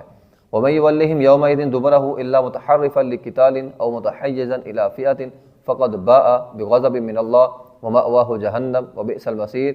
جنگ سے بھاگنے والے پر اللہ کا غضب نازل ہوگا اور اللہ اس کا ٹھکانہ جہنم کے اندر بنائے گا، الا یہ کہ جنگ سے بھاگنا، پلٹنا دھوکہ دینے کے لیے ہو دشمن کو، ٹھیک ہے؟ تو الا متحرفن، متحرف کہتے ہیں ایک طرف ہونا، ایک طرف ہونا یعنی سائیڈ پر ہو کر دشمن کو دھوکہ دینے کے لیے پیچھے سے ہو کر دشمن کو مارنا۔ تو اگر اس نیت سے وہ بھاگا ہے کہ دشمن کا سامنا ہوا، وہ پیچھے ہٹ گیا، پیچھے ہٹ کر دوسری طرف سے ہو کر اس نے دشمن کو مارا ہے تو پھر ٹھیک ہے۔ او متحیزا، متحیز بھی دھوکہ دینے کو کہتے ہیں کہ مسلمان بکھرے ہوئے تھے، مسلمانوں کو حکم ہوا کہ پیچھے ہو کر سارے سمٹ جاؤ، مثال دے رہا ہوں، تو پیچھے ہو کر سارے سمٹ کر اکٹھا ہو کر انہوں نے دوبارہ جو ہے وہ حکمت عملی کے ساتھ دشمن پر حملہ کیا ہے۔ تو یہ پیچھے ہٹنے والے اللہ کے غضب سے محفوظ رہیں گے، ورنہ اگر ان کے علاوہ ڈر کی وجہ سے اگر کوئی پیچھے بھاگا ہے تو اس پر اللہ کا غضب جو ہے وہ آئے گا۔ فَلَمْ تَقْتُلُوهُمْ وَلَٰكِنَّ اللَّهَ قَتَلَهُمْ وَمَا رَمَيْتَ إِذْ رَمَيْتَ وَلَٰكِنَّ اللَّهَ رَمَىٰ۔ یہ تو ہمارا ایمان ہے کہ ہم جب دشمن کے سامنے میں کھڑے ہوتے ہیں تو ہم نہیں مار رہے ہوتے، اللہ ان کو مار رہا ہوتا ہے۔ گولی ہم نہیں چلاتے، اللہ چلاتا ہے۔ تیر ہم نہیں چلاتے، اللہ چلاتا ہے۔ تو اللہ تعالیٰ فرماتے ہیں یہ تیر، یہ تلوار، یہ گولیاں، یہ بندوق، یہ میزائل، یہ اللہ کی مدد کے بغیر چل ہی نہیں سکتے۔ تو مسلمان ہمیشہ اللہ کی مدد سے لڑتا ہے۔ مسلمان کبھی بھی اپنے اسلحے پر بھروسہ نہیں کرتا، مسلمان اللہ کی رحمت پر جو ہے وہ بھروسہ کرتا ہے۔ نبی علیہ الصلوۃ والسلام نے یہ خاص ایک واقعے کی طرف بھی اشارہ ہے کہ جب بدر کی لڑائی شروع ہوئی تھی تو آپ علیہ الصلوۃ والسلام نے لمبی ایک دعا کی تھی۔ اس دعا کے بعد جب نبی علیہ الصلوۃ والسلام لمبے ہاتھ اٹھا کر دعا کر رہے تھے، پھر اللہ تعالیٰ نے کہا کہ اللہ تعالیٰ نے آپ کی دعا جو ہے قبول کر لی۔ پھر جبرائیل آپ کے پاس آئے اور آپ کو آ کر کہا کہ اللہ کے رسول آپ ایک مٹھی مٹی لیں اور ان کافروں کے چہروں پر پھینک دیں۔ اب ایک انسان ایک مٹھی مٹی لے کر کتنی دور تک پھینک سکتا ہے؟ 4 فٹ، 10 فٹ، 20 فٹ تک پھینک سکتا ہے، بس اس سے زیادہ تو نہیں نہ پھینک سکتا۔ لیکن نبی علیہ الصلوۃ والسلام نے ایک مٹھی مٹی لی اور کافروں کے چہروں پر پھینکی تو اللہ تعالیٰ نے وہ مٹی کافروں کی آنکھوں میں، ان کے سروں پر پہنچا دی، تو جس سے انہیں نظر آنے میں بڑی مشقت پیش آئی۔ تو اس کا بھی جو ہے وہ مسلمانوں پر فائدہ ہوا۔ تو فرمایا پیغمبر وہ مٹی آپ نے نہیں پہنچائی، وہ مٹی کس نے پہنچائی ہے؟ اللہ تعالیٰ نے پہنچائی ہے۔ ذالکم ان اللہ موہن کید الکافرین ان تستفتحوا فقد جاءکم الفتح وان تنتهوا فهو خیر لکم، اور اگر تم فیصلہ کر چکے ہو تو یقیناً تمہارا فیصلہ آ چکا ہے، اگر تم فیصلہ چاہتے ہو تو یقیناً تمہارا فیصلہ جو ہے وہ آ چکا ہے، اور اگر تم باز آ جاؤ تو وان تنتهوا فهو خیر لکم، اور اگر تم باز آ جاؤ تو یہ تمہارے لیے بہتر ہے۔ اصل میں یہاں بات ہو رہی ہے ابو جہل کی۔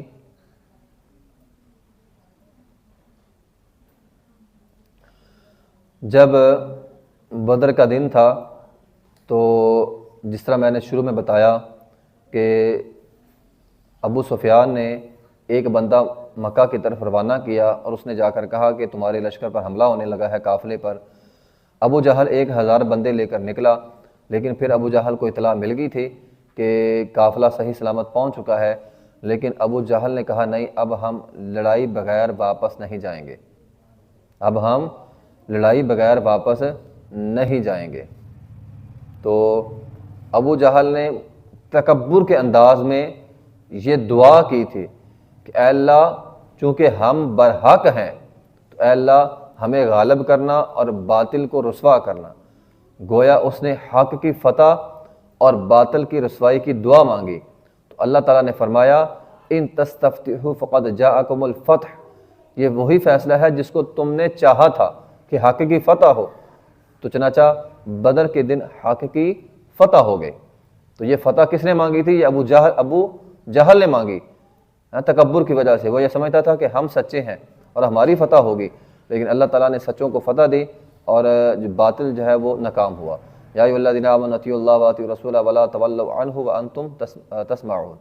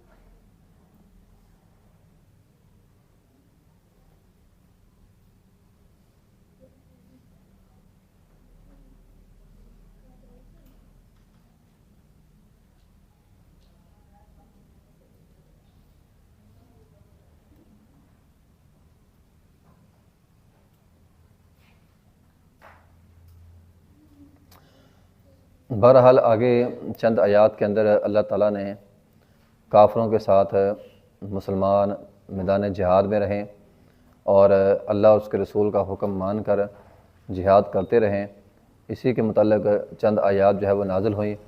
پھر وما اولادکم انما اموالکم اولادکم فتنہ بھی کہا گیا کہ کہیں مال کے چکر میں اور اولاد کے چکر میں تم فتنے کا شکار ہو کر جہاد سے منہ نہ موڑنا۔ پھر آگے اللہ تعالیٰ نے انفاق فی سبیل اللہ کے حوالے سے حکم دیا کہ جہاد کے میدان میں تم نے اللہ کے راستے میں مال بھی خرچ کرنا ہے۔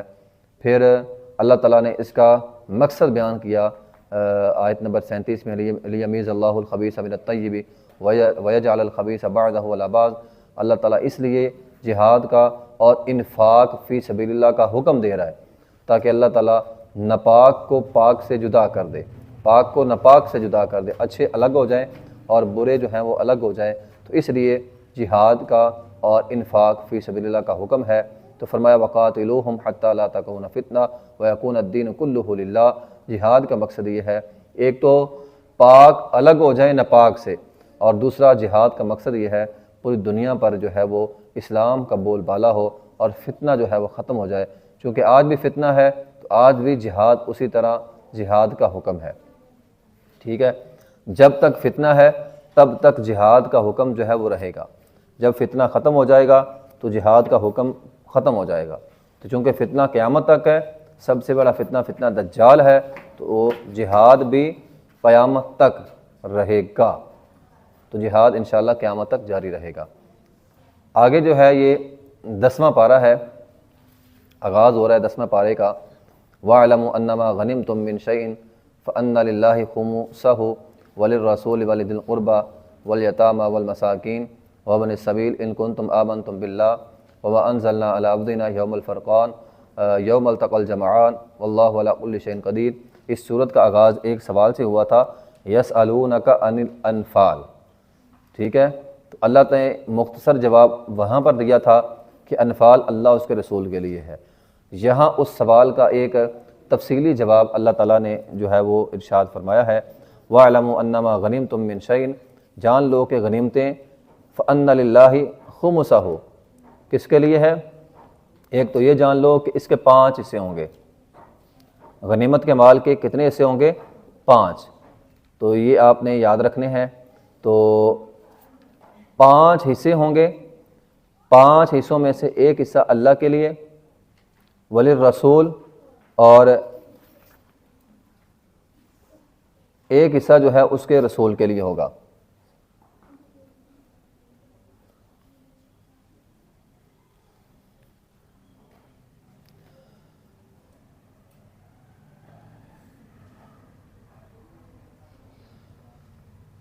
تو غنیمت کے مال کے کل 5 حصے ہوں گے. 5 حصوں میں سے 4 حصے جو ہے نا وہ مجاہدین کے اندر، جہاد کرنے والوں کے اندر تقسیم کر دیے جائیں گے، اور ایک حصہ بطور خمس، فللہ خمسہ.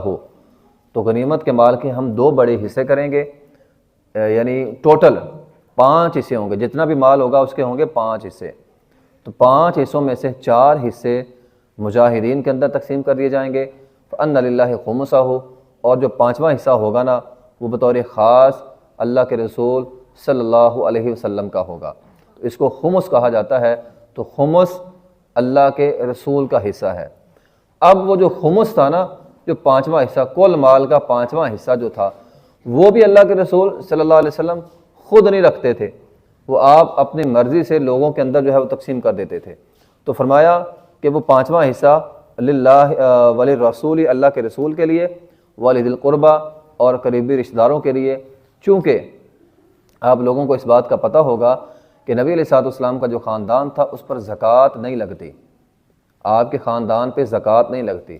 تو بنو ہاشم کا یعنی سید گھرانے کا اگر کوئی آدمی ہو تو اس پر زکوٰۃ نہیں ہے. تو چونکہ اس پر زکوٰۃ نہیں تھی تو پھر اللہ تعالیٰ نے خمس 5واں حصہ اللہ کے رسول کے لیے رکھا. نبی علیہ الصلوۃ والسلام اس 5ویں حصے میں سے اپنے گھر کے اخراجات بھی نکالتے تھے، بیویوں کے اخراجات بھی نکال لیتے تھے، اور پھر خاص طور پہ اپنے جو قریبی رشتہ دار یعنی سید گھرانے کے، بنو ہاشم کے جو لوگ تھے، ان کو نبی علیہ الصلوۃ والسلام اس مال میں سے حصہ جو ہے وہ دیتے تھے. والیتامیٰ والمساکین وابن السبیل، اور اس کے علاوہ بھی نبی علیہ الصلوۃ والسلام یتیموں، مسکینوں کا یا مسافروں کے لیے اس میں سے جو ہے وہ ایک حصہ جو ہے وہ رکھتے تھے. ان کنتم آمنتم باللہ وما انزلنا علی عبدنا. تو غنیمت کیا کرنا ہے؟ غنیمت غنیمت کے کل 5 حصے کرنے ہیں. 4 حصے مجاہدین کے اندر تقسیم ہوں گے، 5واں حصہ اللہ کے رسول کا ہوگا، اور اللہ کے رسول اپنی مرضی سے اس 5ویں حصے کو جو ہے وہ خرچ کریں گے.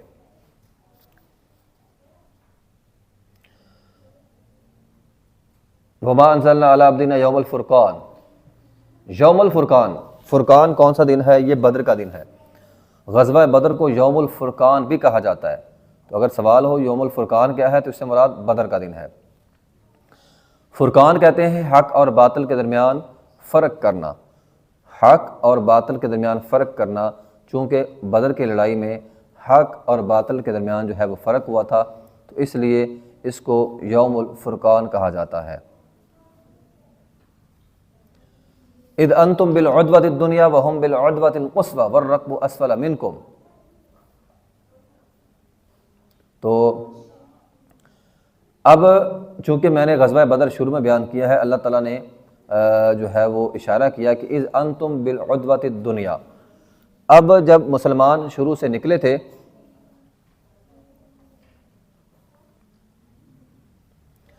تو ایک لشکر کنارے پر تھا، وہ ابو سفیان کا لشکر بالعدوۃ الدنیا، وہ کنارے پر تھا.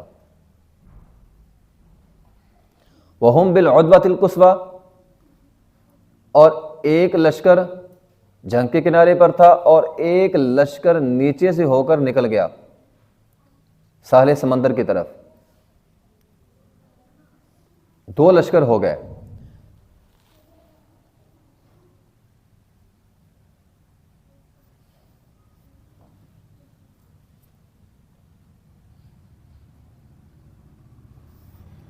اذ انتم بالعدوۃ الدنیا، ایک لشکر جو ہے وہ تمہارے قریب تھا، قریب والے کنارے پر تھا. وہم بالعدوۃ القصویٰ، اور ایک لشکر تمہارے دور والے کنارے پر تھا. والرکب اسفل منکم، اور ایک لشکر جو ہے وہ ساحل سمندر نیچے سے ہو کر نکل گیا. ولو تواعدتم لاختلفتم فی المیعاد ولکن لیقضی اللہ امرا کان مفعولا. تو اللہ تعالیٰ نے فرمایا کہ یہ اس لیے تھا کہ اللہ تعالیٰ نے اگر تم آپس میں وعدہ کرتے ہو تو ضرور مقرر وقت کے بارے میں آگے پیچھے، وَلَٰكِن لِيَقْضِيَ اللَّهُ أَمْرًا كَانَ مَفْعُولًا وَلَوْ تَوَاعَدتُّمْ لَاخْتَلَفْتُمْ فِي الْمِيعَادِ۔ تو اللہ تعالیٰ نے تم سے ایک وعدہ کیا ہے کہ اللہ تعالیٰ ایک لشکر تم کو ضرور دے گا۔ وَلَٰكِن لِيَقْضِيَ اللَّهُ أَمْرًا كَانَ مَفْعُولًا، تو اللہ تعالیٰ نے ایک لشکر تمہیں ضرور دیا تاکہ اللہ تعالیٰ اپنا وعدہ جو ہے وہ پورا کرے۔ لِيَهْلِكَ مَنْ هَلَكَ عَن بَيِّنَةٍ وَيَحْيَىٰ مَنْ حَيَّ عَن بَيِّنَةٍ، اور یہ وعدہ اس لیے تھا کہ جس کو اللہ تعالیٰ نے ہلاک کرنا ہے اللہ اس کو ہلاک کر دے گا، اور جس کو اللہ تعالیٰ نے زندہ رکھنا ہے اللہ تعالیٰ اس وعدے کے ذریعے اس کو زندہ رکھے گا۔ وَإِنَّ اللَّهَ لَسَمِيعٌ عَلِيمٌ، اور اللہ تعالیٰ سننے والا اور جاننے والا ہے۔ تو اللہ تعالیٰ نے مسلمانوں کے ساتھ وعدہ کیا تھا، دو لشکر ہیں، ایک ساحل سمندر جا رہا ہے، ایک کافروں کا لشکر تمہارے سامنے ہے، تو دونوں میں سے ایک لشکر تمہارا ہوگا، تمہیں اللہ تعالیٰ ان پر فتح دے گا۔ ایک لشکر نیچے سے ہو کر نکل گیا، دوسرا لشکر جو ابو جہل کا تھا اس کا مسلمانوں کے ساتھ مقابلہ ہوا۔ اللہ تعالیٰ نے خود اس لشکر کا جو ہے وہ انتخاب کیا تھا، اللہ تعالیٰ نے بدر کی لڑائی کا خود انتخاب کیا تاکہ اللہ تعالیٰ لِيَهْلِكَ مَنْ هَلَكَ عَن بَيِّنَةٍ، اللہ جس کو ہلاک کرنا چاہتا ہے مسلمانوں کے ذریعے اس کو ہلاک کر دے۔ اِذْ يُرِيكَهُمُ اللَّهُ فِي مَنَامِكَ قَلِيلًا،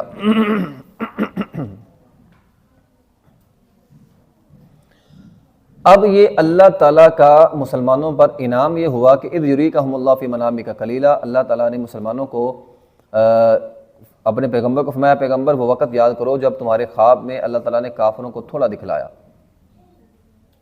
اور کافروں کو وَلَوْ أَرَاكَهُمْ كَثِيرًا لَفَشِلْتُمْ وَلَا تَنَازَعْتُمْ فِي الْأَمْرِ، اللہ تعالیٰ فرماتے ہیں حالانکہ کافر بہت 1000 کی تعداد میں تھے لیکن مسلمانوں کو اللہ تعالیٰ نے محسوس کروایا جیسے وہ تھوڑے سے تھے، تو اللہ تعالیٰ فرماتے ہیں اگر ہم تمہیں زیادہ دکھلا دیتے تو مسلمانوں میں سے بعض لوگوں کی ہمت ہار جاتے، اور بعض لوگوں کے شاید اس معاملے میں پاؤں جو ہے وہ پھسل جاتے، بعض لوگ اس معاملے میں شاید وَلَا تَنَازَعْتُمْ فِي الْأَمْرِ، بعض لوگ اس معاملے میں شاید جھگڑا کرنا شروع کر دیتے۔ تو اللہ تعالیٰ نے احسان یہ کیا کہ اللہ تعالیٰ نے کافروں کی تعداد مسلمانوں کو تھوڑی دکھائی۔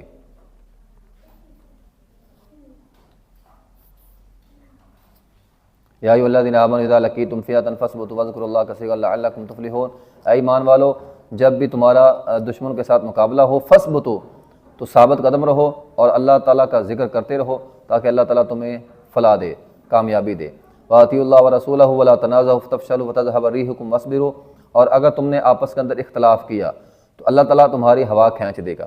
اب یہاں ایک بات آپ لوگوں نے سمجھنی ہے کہ اللہ تعالیٰ نے بدر کی لڑائی میں مسلمانوں سے کہا کہ اللہ تعالیٰ مسلمانوں کو فتح جو ہے وہ دے گا، تو اس میں اللہ تعالیٰ نے ایک تو مدد یہ کی کہ کافروں کی تعداد چونکہ زیادہ تھی لیکن اللہ تعالیٰ نے مسلمانوں کو تھوڑی تعداد دکھائی، مسلمانوں کو کافر بڑے تھوڑے تھوڑے نظر آ رہے تھے، اور کافر جو ہے وہ مسلمانوں کی تعداد اگرچہ تھوڑی تھی لیکن کافروں کو مسلمان زیادہ تعداد میں نظر آئے، تو اللہ تعالیٰ کی طرف سے یہ رحم ہوا۔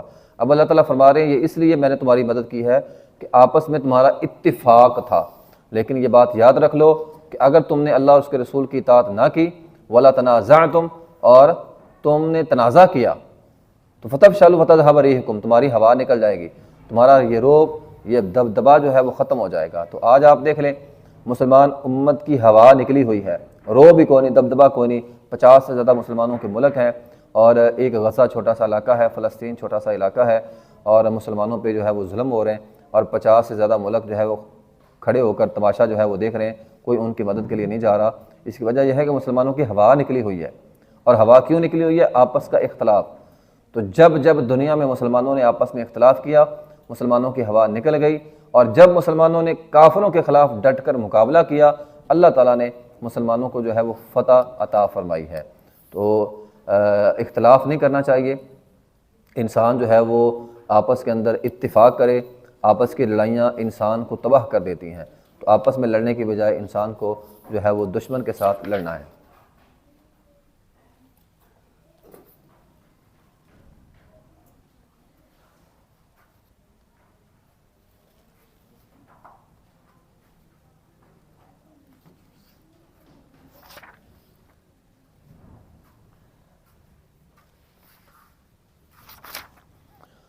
وَإِذْ زَيَّنَ لَهُمُ الشَّيْطَانُ، جب مزین کر دیا ان کے لیے شیطان نے اعمالہم، ان کے اعمال، وقال لا غالب لکم اليوم، اور کہا کہ آج کے دن تم پر کوئی غالب نہیں آئے گا۔ اب ہوا یہ کہ جنگ بدر سے قبل قریش جو تھے نا اس کا بنو کنانہ کے ساتھ لڑائی جھگڑا تھا، تو قریش نے ابو جہل اینڈ کمپنی نے جب یہ سوچا کہ اگر ہم دشمن کے ساتھ مڈ بھیڑ کرتے ہیں تو پیچھے سے نا بنو کنانہ کے لوگ ہمارے قافلے پر حملہ کر دیں گے۔ تو شیطان بنو کنانہ کے سردار کی شکل سراقہ بن مالک کی شکل میں آیا اور اس نے آ کر کہا تم مطمئن رہو، ہم تمہارے ساتھ ہیں، ہم تمہارے ساتھ ہیں۔ تو شیطان بدر کی لڑائی میں خود شامل ہوا بنو کنانہ کا سردار سراقہ بن مالک کی شکل میں۔ تو شیطان سراقہ بن مالک کی شکل میں داخل ہوا، فلما تراءت الفئتان نکص علی عقبیہ، ٹھیک ہے نا۔ تو جب دونوں لشکروں کا آپس میں آمنا سامنا ہوا تو شیطان نکص علی عقبیہ اپنے الٹے پاؤں بھاگا، وقال انی بریء منکم انی اری ما لا ترون انی اخاف اللہ، ٹھیک ہے نا۔ اب دیکھیں منظر کیسا پیش آیا ہوگا وہاں پہ کہ شیطان جو ہے وہ ابو جہل اینڈ کمپنی کو لا رہا تھا لڑنے کے لیے، آگے سے اللہ تعالیٰ نے فرشتوں کو بھیجا۔ جب شیطان نے فرشتوں کو دیکھا تو وہاں سے الٹے پاؤں بھاگا اور کہا انی بریء منکم، میں بری ہوں بھی بھائی، میں نہیں لڑوں گا۔ انی کیوں؟ انی اری ما لا ترون۔ ابو جہل نے پوچھا نا بھاگ کدھر آئے اور تو ہمارا ساتھ تھا، بھاگ کیوں رہا ہے؟ کہنے لگا میں نے وہ دیکھا ہے جو تم نے نہیں دیکھا، میں اللہ سے ڈرتا ہوں۔ تب کہا میں اللہ سے ڈرتا ہوں، واللہ شدید العقاب، اللہ کی سزا بڑی سخت ہے۔ تو شیطان کو سمجھ آ گئی تھی کہ اب یہ سارے مرنے والے ہیں، کیونکہ اللہ تعالیٰ نے آسمان سے فرشتوں کی ایک بڑی تعداد جو ہے وہ نازل فرمائی ہے۔ اذ یقول المنافقون والذین فی قلوبہم مرض غر ہؤلاء دینہم ومن یتوکل علی اللہ فإن اللہ عزیز حکیم ولو تری اذ یتوفی الذین کفروا الملائکۃ یضربون وجوہہم وادبارہم وذوقوا عذاب الحریق، ٹھیک ہے نا۔ تو فرشتوں نے کیا کیا؟ مارا، یضربون وجوہہم وادبارہم، فرشتے ان کے چہروں پر اور ان کی پشتوں پر جو ہے وہ ضرب لگاتے تھے اور جس سے وہ مرتے تھے۔ تو خاص طور پہ اللہ تعالیٰ نے بات فرمائی ہے موت کے وقت، وَلَوْ تَرَىٰ إِذْ يَتَوَفَّى الَّذِينَ كَفَرُوا، اے پیغمبر آپ دیکھیں ان کافروں کی حالت، جب یہ فوت ہوتے ہیں تو فرشتے ان کے چہروں پر مارتے ہیں، ان کی پیٹھوں میں مارتے ہیں۔ حدیث کے اندر وضاحت موجود ہے، آپ علیہ الصلوۃ نے فرمایا جب کافر کی موت آتی ہے اس کی روح چھپ جاتی ہے جسم کے اندر، تو جسم میں چونکہ روح چھپ جاتی ہے تو اللہ تعالیٰ فرشتوں کو حکم دیتے ہیں، فرشتے پھر جسم کے اندر جا کے وَالنَّازِعَاتِ غَرْقًا وَالنَّاشِطَاتِ نَشْطًا، جسم کے اندر گھس کر ان کے چہروں پر پیٹھوں پر مار مار کے روحوں کو باہر نکالتے ہیں۔ تو یہ ایک سخت ترین سزا موت کے وقت کافروں کو جو ہے وہ ملتی ہے۔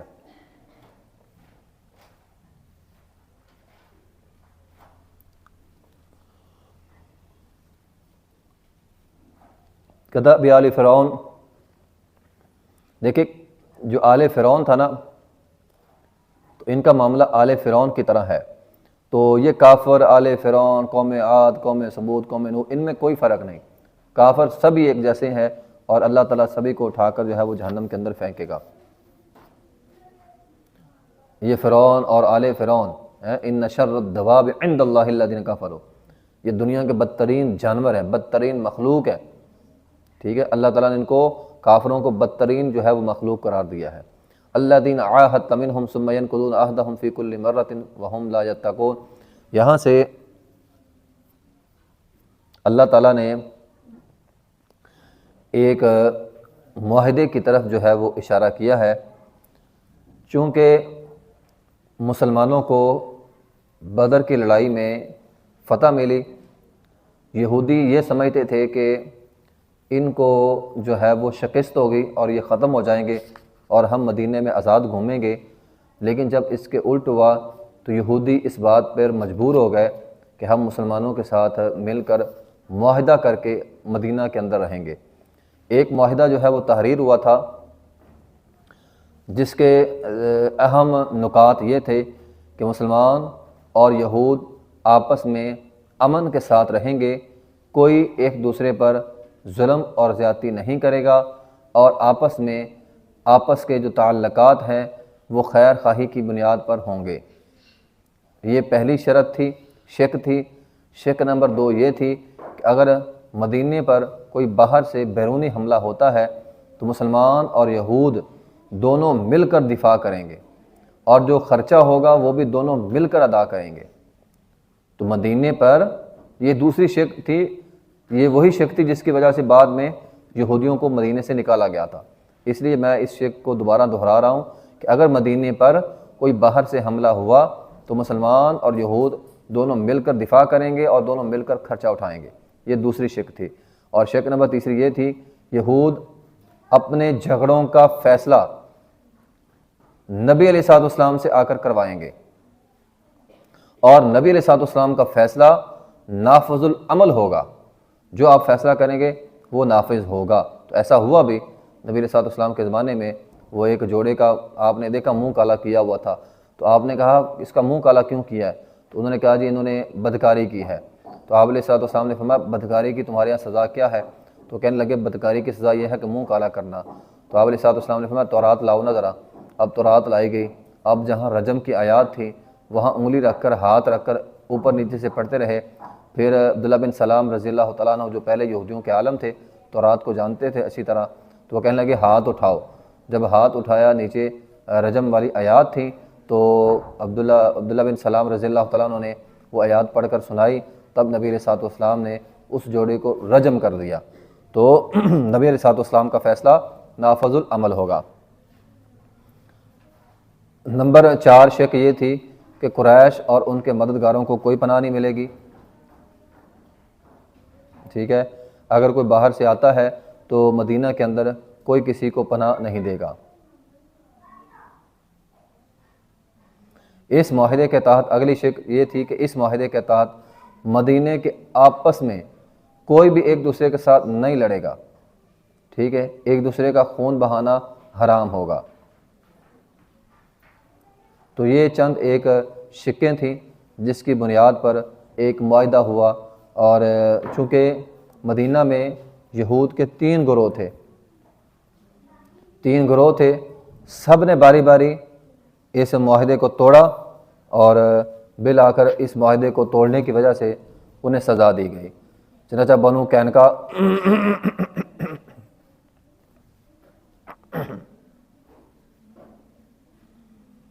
قینقاع بنو نذیر اور بنو قریظہ، یہ 3 گروہ مدینہ کے اندر آباد تھے، اور تینوں نے عہد شکنی کی، اور نبی علیہ الصلوۃ والسلام نے ان تینوں کو عہد شکنی کے جرم میں جو ہے وہ سزا بھی دی۔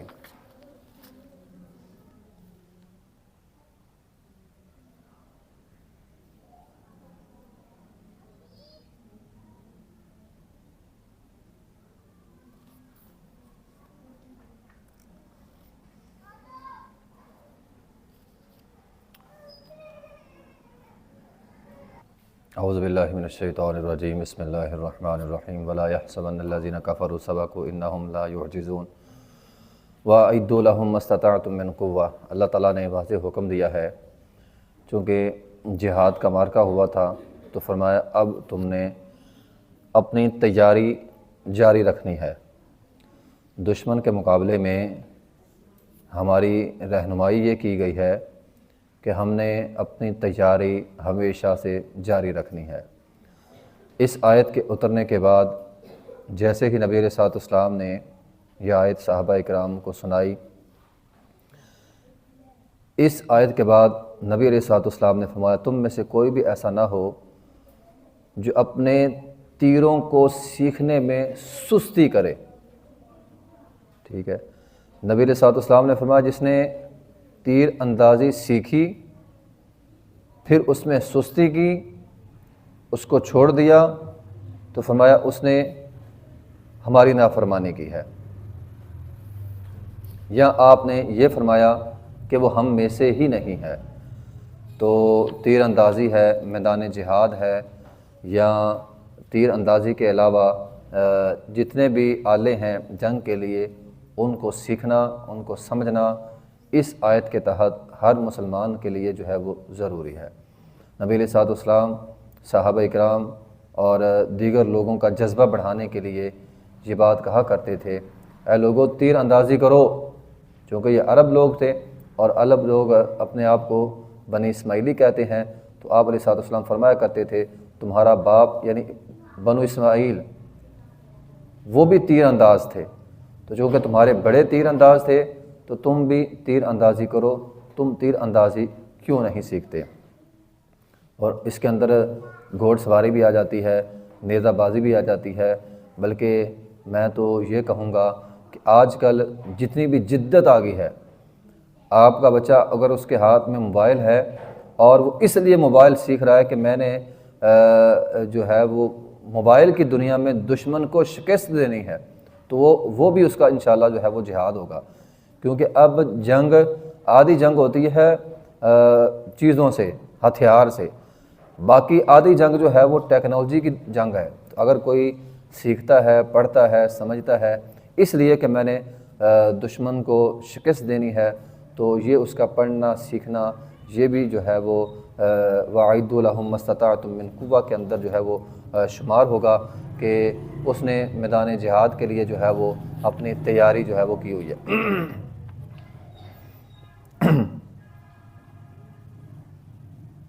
تو ہر دور کے حساب سے، ہر دور کی جدت کے حساب سے انسان کو جو ہے وہ اسلحہ سیکھنا چاہیے۔ تو وَأَعِدُّوا لَهُم مَّا اسْتَطَعْتُم کے اندر ساری چیزیں جو ہے وہ شامل ہیں۔ تو بہرحال جہاد کی تیاری ہر مسلمان پہ ضروری ہے۔ تو وَأَعِدُّوا لَهُم مَّا اسْتَطَعْتُم مِّن قُوَّةٍ وَمِن رِّبَاطِ الْخَيْلِ، ٹھیک ہے نا، اس دور میں یہی ہوتا تھا، تیر اندازی ہوتی تھی اور خیل ہوتا تھا، گھوڑے ہوتے تھے، ٹھیک ہے۔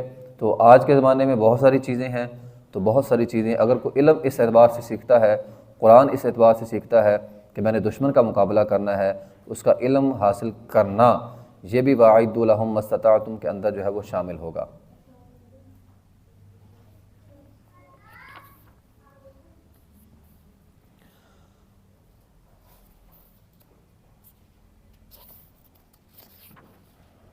وَإِن جَنَحُوا لِلسَّلْمِ فَاجْنَحْ لَهَا وَتَوَكَّلْ عَلَى اللَّهِ، یہ اللہ تعالیٰ نے وَإِن جَنَحُوا لِلسَّلْمِ فَاجْنَحْ لَهَا وَتَوَكَّلْ عَلَى اللَّهِ، اگر وہ صلح کی طرف مائل ہوتے ہیں تو آپ بھی ان کی طرف مائل ہو جائیں اور اللہ پر بھروسہ رکھیں۔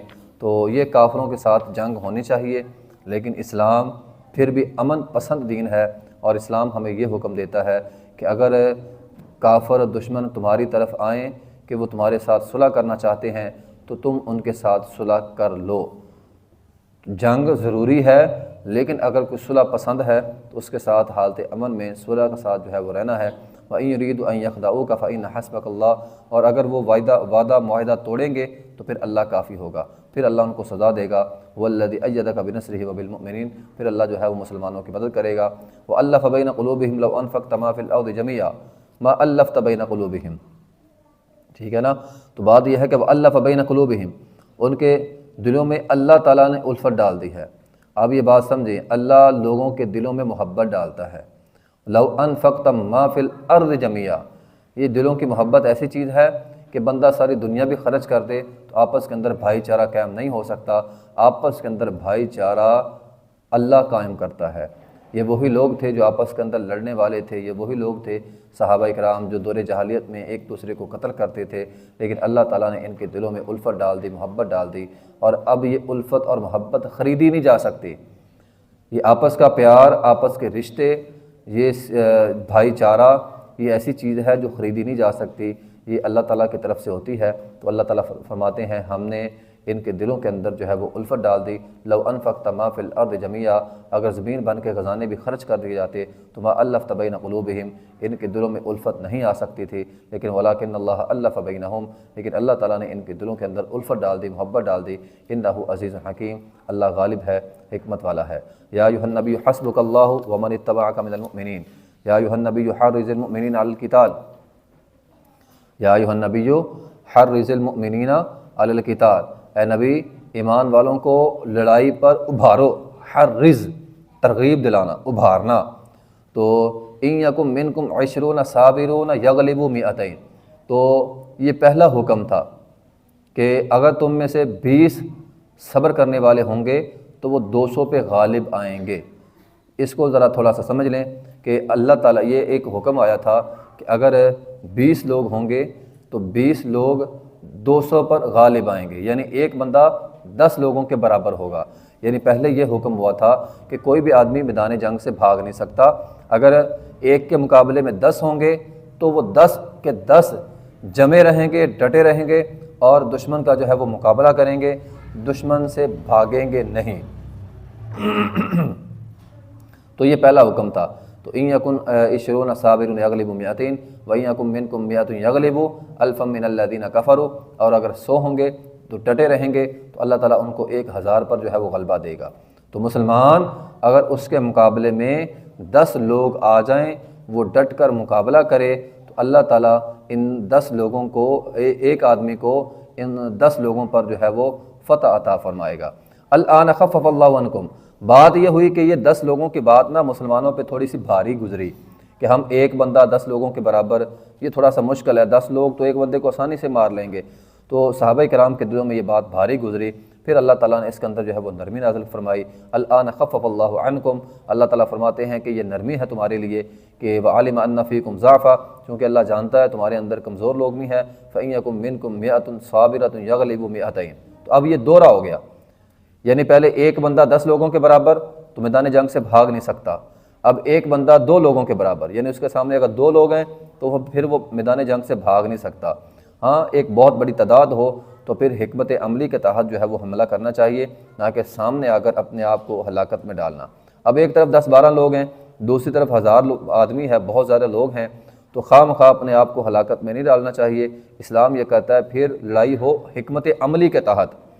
تو اسلام انسان مسلمان کی جان کو ضائع نہیں کرتا، اسلام یہ کہتا ہے کہ خواہ مخواہ اپنے آپ کو ہلاکت میں نہیں ڈالنا۔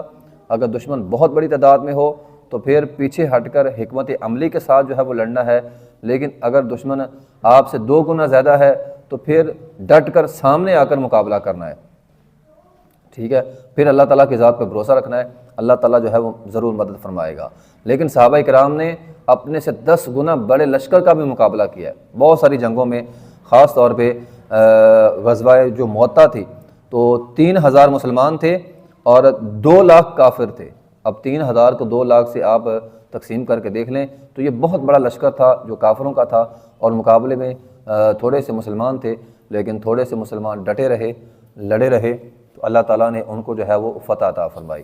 تو بہرحال کم از کم 2 لوگ، اگر آپ کے مقابلے میں 2 لوگ ہیں تو 2 لوگوں سے بھاگنا یہ حرام ہے، اور اگر بہت بڑی تعداد ہے تو پیچھے ہٹ کر حکمت عملی کے ساتھ لڑنا جو ہے وہ ضروری ہوگا۔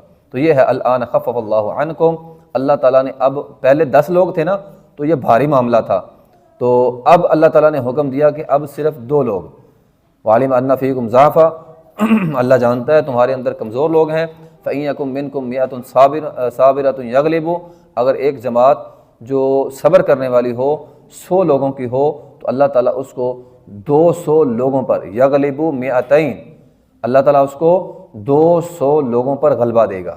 وإن یکم منکم الف یغلبوا، اور اگر 1000 ہو تو یغلبوا الفین بإذن اللہ، تو اللہ کے حکم سے وہ 2000 کے لشکر پر غالب آ جائے گی۔ واللہ مع الصابرین، اور اللہ تعالیٰ صبر کرنے والوں کے ساتھ ہے۔ اگلا جو معاملہ ہے، یہ صورت اپنے اختتام کو جا رہی ہے، اور اس میں اللہ تعالیٰ نے غزوہ بدر میں ایک بڑا اہم مسئلہ پیش آیا تھا کہ جب اللہ تعالیٰ نے مسلمانوں کو فتح عطا فرمائی تو قیدیوں کے معاملے میں نبی علیہ الصلوۃ والسلام نے صحابہ کرام سے مشورہ کیا، اور اس مشورے میں کچھ اختلاف ہوا۔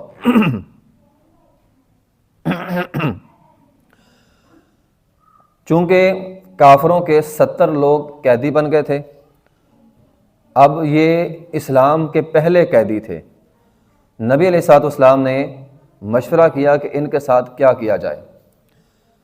بعض لوگ جن میں ابوبکر صدیق رضی اللہ تعالیٰ عنہ بھی شامل تھے، انہوں نے مشورہ یہ دیا کہ ہم فدیہ لے کر ان قیدیوں کو چھوڑ دیتے ہیں، لیکن حضرت عمر بن خطاب رضی اللہ تعالیٰ عنہ انہوں نے مشورہ یہ دیا کہ ہم اے اللہ کے رسول، جو جس کا رشتہ دار ہے وہ رشتہ دار اس کو دیا جائے اور اپنے ہاتھوں سے اپنے اس رشتہ دار کو قتل کر دے۔ بہرحال چونکہ اکثریت کا یہ مشورہ نہیں تھا، اکثریت کا مشورہ یہ تھا کہ فدیہ لو اور ان قیدیوں کو جو ہے وہ آزاد کر دیا جائے۔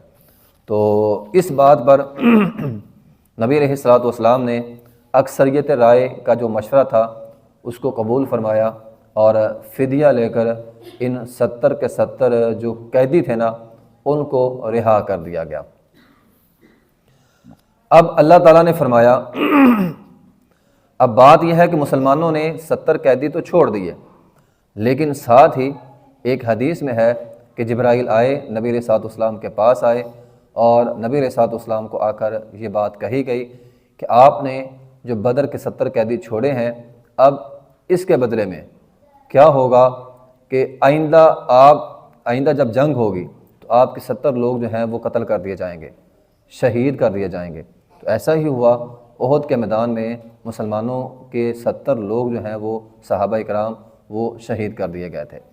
تو بہرحال اس میں اللہ تعالیٰ نے اس واقعے کی طرف جو ہے وہ اشارہ فرمایا ہے، ما کان لنبی ان یکون لہ اسریٰ حتی یثخن فی الارض، کسی بھی نبی کے لیے یہ لائق نہیں ہے، نبی کے شان کے خلاف ہے یہ بات کہ وہ جنگی قیدیوں کو فدیے کے بدلے میں چھوڑ دے، ٹھیک ہے؟ تو تم نے یثخن فی الارض تریدون عرض الدنیا، تم دنیا چاہتے ہو، واللہ یرید الآخرہ، تو اللہ تعالیٰ آخرت کا ارادہ فرماتے ہیں۔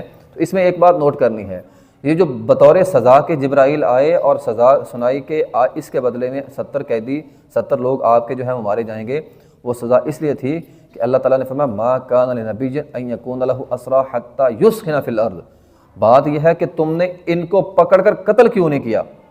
تمہارا جرم یہ ہے کہ ان کو پکڑتے اور قتل کر دیتے فوراً ادھر ہی، ان کو قیدی بنانا تمہارا جرم ہے، تو قیدی بنانا ہی نہیں تھا۔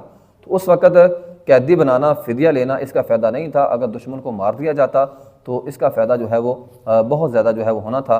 بہرحال فدیہ مقرر ہوا، تقریباً کم از کم 4000 درہم، فی کس آدمی کے 4000 درہم جو ہے وہ مقرر ہوئے۔ جو آدمی 4000 درہم دیتا گیا وہ اپنے رشتہ دار کو، قیدی کو چھڑا کر لے جاتا گیا۔ انہی قیدیوں میں آپ کے داماد ابو العاص بھی تھے۔ جب ابو العاص آپ کے سامنے آیا تو اس کے ہاتھ میں نبی پاک علیہ الصلوۃ والسلام کی بیٹی جو سیدہ زینبہ رضی اللہ تعالی عنہا تھی، ان کا بھیجا ہوا ایک ہار تھا جو انہوں نے اپنے باپ کو بھیجا کہ ابو العاص کے فدیے میں یہ ہار دیتی ہوں، یہ میرا ہار رکھ لیا جائے اور میرے شوہر کو چھوڑ دیا جائے۔ چونکہ یہ ہار جو سیدہ زینبہ رضی اللہ تعالی عنہا نے نبی علیہ الصلوۃ والسلام کی خدمت پیش کیا تھا، یہ ہار وہ تھا جو حضرت خدیجہ رضی اللہ تعالی عنہ کا تھا۔ تو یہ ہار ان کا تھا، یہ آپ کی بیوی تھی، تو آپ نے وہ ہار سیدہ زینب رضی اللہ تعالیٰ عنہ کو دیا تھا۔ تو ہار دیکھتے ہی نبی علیہ الصلوۃ والسلام کو خدیجہ رضی اللہ تعالیٰ عنہ کی یاد آئی، آپ کی آنکھوں سے آنسو آ گئے۔ تب آپ علیہ الصلوۃ والسلام نے صحابہ کرام سے اجازت مانگی کہ اے میرے صحابہ، اگر تم اجازت دو تو میں یہ ہار واپس کر دوں۔ تو چونکہ آپ واپس تو کر سکتے تھے، آپ سپہ سالار تھے، لیکن یہ ایک اجتماعی معاملہ تھا، تو نبی علیہ الصلوۃ والسلام نے اجازت مانگی، صحابہ کرام نے اجازت دے دی، تو نبی علیہ الصلوۃ والسلام نے ابو العاص کو بھی چھوڑ دیا اور وہ جو فدیے میں دیا ہوا ہار تھا وہ ہار بھی واپس کر دیا۔ اسی طرح بعض لوگ ایسے بھی تھے کہ یا ایھا النبی کل من فی ایدیکم من الاسریٰ ان یعلم اللہ فی قلوبکم خیرا یؤتکم خیرا مما اخذ منکم ویغفر لکم واللہ غفور رحیم وان یریدوا خیانتک فقد خانوا اللہ من قبل۔ بعض لوگ ان قیدیوں کے اندر ایسے بھی تھے جو فدیہ دے سکتے تھے، لیکن انہوں نے کیا کیا، انہوں نے جھوٹ بولا اور انہوں نے یہ بات کہی کہ ہم فدیہ نہیں دے سکتے، جن کے اندر نبی علیہ الصلوۃ والسلام کا چچا عباس بھی تھے۔ تو اسی وجہ سے یہ واقعی یہ حدیث اب دھیان سے سننی ہے، اسی وجہ سے عباس رضی اللہ تعالیٰ بعد میں مسلمان ہو گئے تھے۔ جب حضرت عباس نبی علیہ الصلوۃ والسلام کے چچا آئے تو انہوں نے کہا جی تو میں تو فدیہ دے نہیں سکتا جی، وہ کیا ہے جی، وہ انہوں نے زبردستی میرا مال جو ہے وہ لے لیا تھا، یہ جو ہے نا مما اخذ منکم، تو وہ کہنے لگے میں تو آنا نہیں چاہتا تھا جنگ میں، تو میرے پاس جو ہے وہ 24 اوقیہ تھے، وہ ان ابو جہل اینڈ کمپنی نے زبردستی مجھ سے چھین لیے، اب میرے پاس تو ہے وہ کوئی مال نہیں ہے، تو چونکہ میں آپ کا رشتہ دار ہوں، آپ کا چچا ہوں، تو آپ جو ہیں وہ مجھے چھوڑ دیں۔ جبکہ نبی علیہ الصلوۃ والسلام جانتے تھے کہ نبی علیہ الصلوۃ والسلام کا چچا عباس بہت بڑا تاجر بھی تھا اور سودی کاروبار بھی کرتا تھا، تو یہ سودی کاروبار کرتے تھے۔ یہی وجہ ہے کہ جب حجۃ الوداع کا موقع تھا تو نبی علیہ الصلوۃ والسلام نے فرمایا تھا کہ میں اپنے چچا عباس کا سود معاف کرتا ہوں، چونکہ یہ سود کا بہت بڑا کاروبار کرتے تھے۔ تو نبی علیہ الصلوۃ والسلام نے فتح مکہ کے موقع پر اپنے خاندان کا اور خاص طور پہ اپنے چچا عباس کا نام لے کر کہا تھا کہ میں اپنے خاندان کا سود معاف کرتا ہوں، یعنی میرے خاندان نے جس سے سود لینا ہے وہ معاف، اور میرے چچا عباس نے جس سے سود لینا ہے میں اس کو بھی معاف کرتا ہوں۔ تو بہرحال نبی علیہ الصلوۃ والسلام نے فرمایا تیرے پاس جو ہے وہ بڑا مال ہے، تو یہ مال جو ہے وہ لے کر آ۔ تو کہنے لگے نہیں جی میرے پاس جو ہے وہ کوئی مال جو ہے وہ نہیں ہے۔ تو پھر نبی علیہ الصلوۃ والسلام نے ان سے کہا کہ مجھے یہ بتلاؤ وہ جو تیرے پاس مال تھا وہ ام الفضل ایک عورت تھی، تو اس کا مال تھا، وہ ام الفضل کے ساتھ مل کر تم دونوں نے ایک جگہ گڑھا کھودا اور گڑھا کھود کر اس مال کو مٹی کے اندر دفن کیا، وہ مال کہاں پہ ہے؟ جب عباس نے یہ بات سنی کہ یہ بات میرے اور ام الفضل کے علاوہ کسی اور کو پتہ ہی نہیں کہ ہم نے بہت بڑا مال جو ہے وہ زمین کے اندر چھپایا ہوا ہے، تو یہ اس کو کیسے پتہ چلی؟ تو اس بات پر حضرت عباس رضی اللہ تعالیٰ عنہ انہوں نے کلمہ پڑھا اور مسلمان ہو گئے، اور کہا میں تو مال دینا نہیں چاہتا تھا، لیکن خیر مال کے بدلے میں اللہ تعالیٰ نے مجھے اسلام کی توفیق دے دی۔ اور اس کے بعد آپ کے چچا رضی اللہ تعالیٰ عنہ حضرت عباس رضی اللہ تعالیٰ عنہ جو کہ مسلمان ہوئے اسی بات پر کہ نبی علیہ الصلوۃ والسلام نے ایسی بات انہیں ارشاد فرمائی جو کسی کو پتہ نہیں تھی۔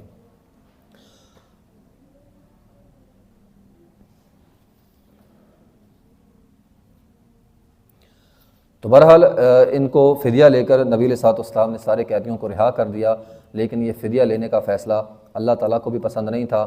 بعد کے اندر اللہ تعالیٰ نے وحی نازل فرمائی کہ اے پیغمبر جو فیصلہ حضرت عمر کا تھا نا وہی فیصلہ رب کا آسمان پہ تھا۔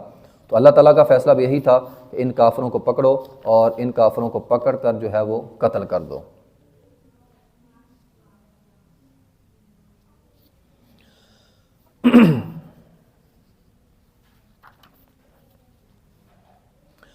آگے اللہ تعالیٰ نے انصار اور مہاجرین کے بھائی چارے کا جو ہے وہ کو بیان کیا ہے۔ اللہ تعالیٰ نے جب مسلمان ہجرت کر کے مدینہ کی طرف گئے تو وہاں پہ ایک بھائی چارہ جو ہے وہ قائم ہوا تھا، چونکہ یہ معاملہ چل رہا ہے مال غنیمت کے حوالے سے۔ تو ان الذین آمنوا وہاجروا وجاہدوا باموالہم، اللہ تعالیٰ نے انصار اور مہاجرین کے آپس کے مہاجرین کے 3 گروہ بنائے۔ ان الذین آمنوا وہاجروا وجاہدوا باموالہم وانفسہم فی سبیل اللہ والذین آووا ونصروا اولئک بعضهم اولیاء بعض والذین آمنوا ولم یہاجروا ما لکم من ولایتہم من شیء حتی یہاجروا وإن استنصروکم فی الدین فعلیکم النصر الا علی قوم بینکم وبینہم میثاق واللہ بما تعملون بصیر۔ اس بات کو ذرا سمجھیں، شروع میں جب مسلمان مدینے میں گئے نا ہجرت کر کے، تو نبی علیہ الصلوۃ والسلام نے ایک بھائی چارہ قائم کیا تھا۔ اس بھائی چارے کے تحت انصار اپنے مالوں کا وارث بنا دیا تھا مہاجرین کو۔ ابھی یہ وراثت کے احکامات جاری نہیں ہوئے تھے، اس سے پہلے کا یہ واقعہ ہے۔ تو انصار کے پاس جو بھی تھا اگر وہ فوت ہو جاتا تو اس کے ورثاء میں اس کا وہ جو مہاجر بھائی تھا نا وہ بھی شامل ہوتا تھا۔ اس میں قرآن نے یہ کہا کہ وہ مہاجر بھائی شامل ہوگا جو شروع میں ہجرت کر کے آیا ہے۔ اب مہاجرین کی قسمیں بن گئی نا، ایک مہاجر وہ تھے جو شروع میں نبی علیہ الصلوۃ والسلام کے ساتھ حکم پر مکہ چھوڑ کر مدینہ آ گئے، ایک وہ مہاجر تھے۔ ایک وہ مہاجر تھے جو مسلمان تو تھے، والذین آمنوا ولم یہاجروا ما لکم من ولایتہم من شیء حتی یہاجروا، فرمایا وہ لوگ جو مسلمان ہو گئے ہیں لیکن مکہ کے اندر ہے، جنہوں نے ہجرت نہیں کی، وہ اس مال کے وارث نہیں ہوں گے۔ یہ 2 نمبر ہو گیا۔ نمبر 3 وہ لوگ جو صلح حدیبیہ کے بعد مسلمان ہوئے، کیونکہ اس وقت امن ہو گیا تھا، تو حالت امن میں ہونے والے مسلمان، مکہ چھوڑ کر مدینہ آنے والے مسلمان، وہ اس مال کے اندر شامل نہیں ہوں گے۔ لیکن میں آخر میں یہ بتلا دوں یہ صرف شروع کی بات ہے، شروع کے اندر ایسا تھا، پھر اللہ تعالیٰ نے سورہ نساء میں جو ہے وہ مکمل وراثت کے احکامات جاری کر دیے اور یہ حکم جو ہے وہ منسوخ ہو گیا۔ اب کوئی انصار ہو یا مہاجر ہو، انصار یا مہاجر یعنی انسان کی وراثت بھائی چارے پر تقسیم نہیں ہوگی، بلکہ انسان کی وراثت رشتہ داری پر تقسیم ہوگی۔ تو پہلے اصول تھا بھائی چارے پر تقسیم ہوگی، پھر اللہ تعالیٰ نے یہ اصول ختم کر کے، چونکہ نئے نئے مسلمان ہوئے تھے، گھر بار چھوڑ کے آئے تھے، تو اللہ تعالیٰ نے وقتی ایک حکم نازل کیا تھا کہ یہ تمہاری وراثت تمہاری بھائی چارے پر تقسیم ہوگی۔ لیکن بعد میں اسلام چونکہ پھیل چکا تھا، امن بھی ہو چکا تھا، اس لیے حکم نازل ہوا کہ اب تمہاری وراثت جو ہے وہ بھائی چارے کی بنیاد پر نہیں بلکہ رشتہ داری کی بنیاد پر ہوگی، اور وہ تمام رشتے اللہ تعالیٰ نے سورہ نساء کے اندر بیان کیے، اور جس کی تفصیل جو ہے وہ ہم نے پڑھ لی ہے۔ تو یہ ہماری سورہ انفال جو ہے وہ ختم ہوئی۔ انشاءاللہ تعالیٰ کل سے ہم سورہ جو ہے وہ توبہ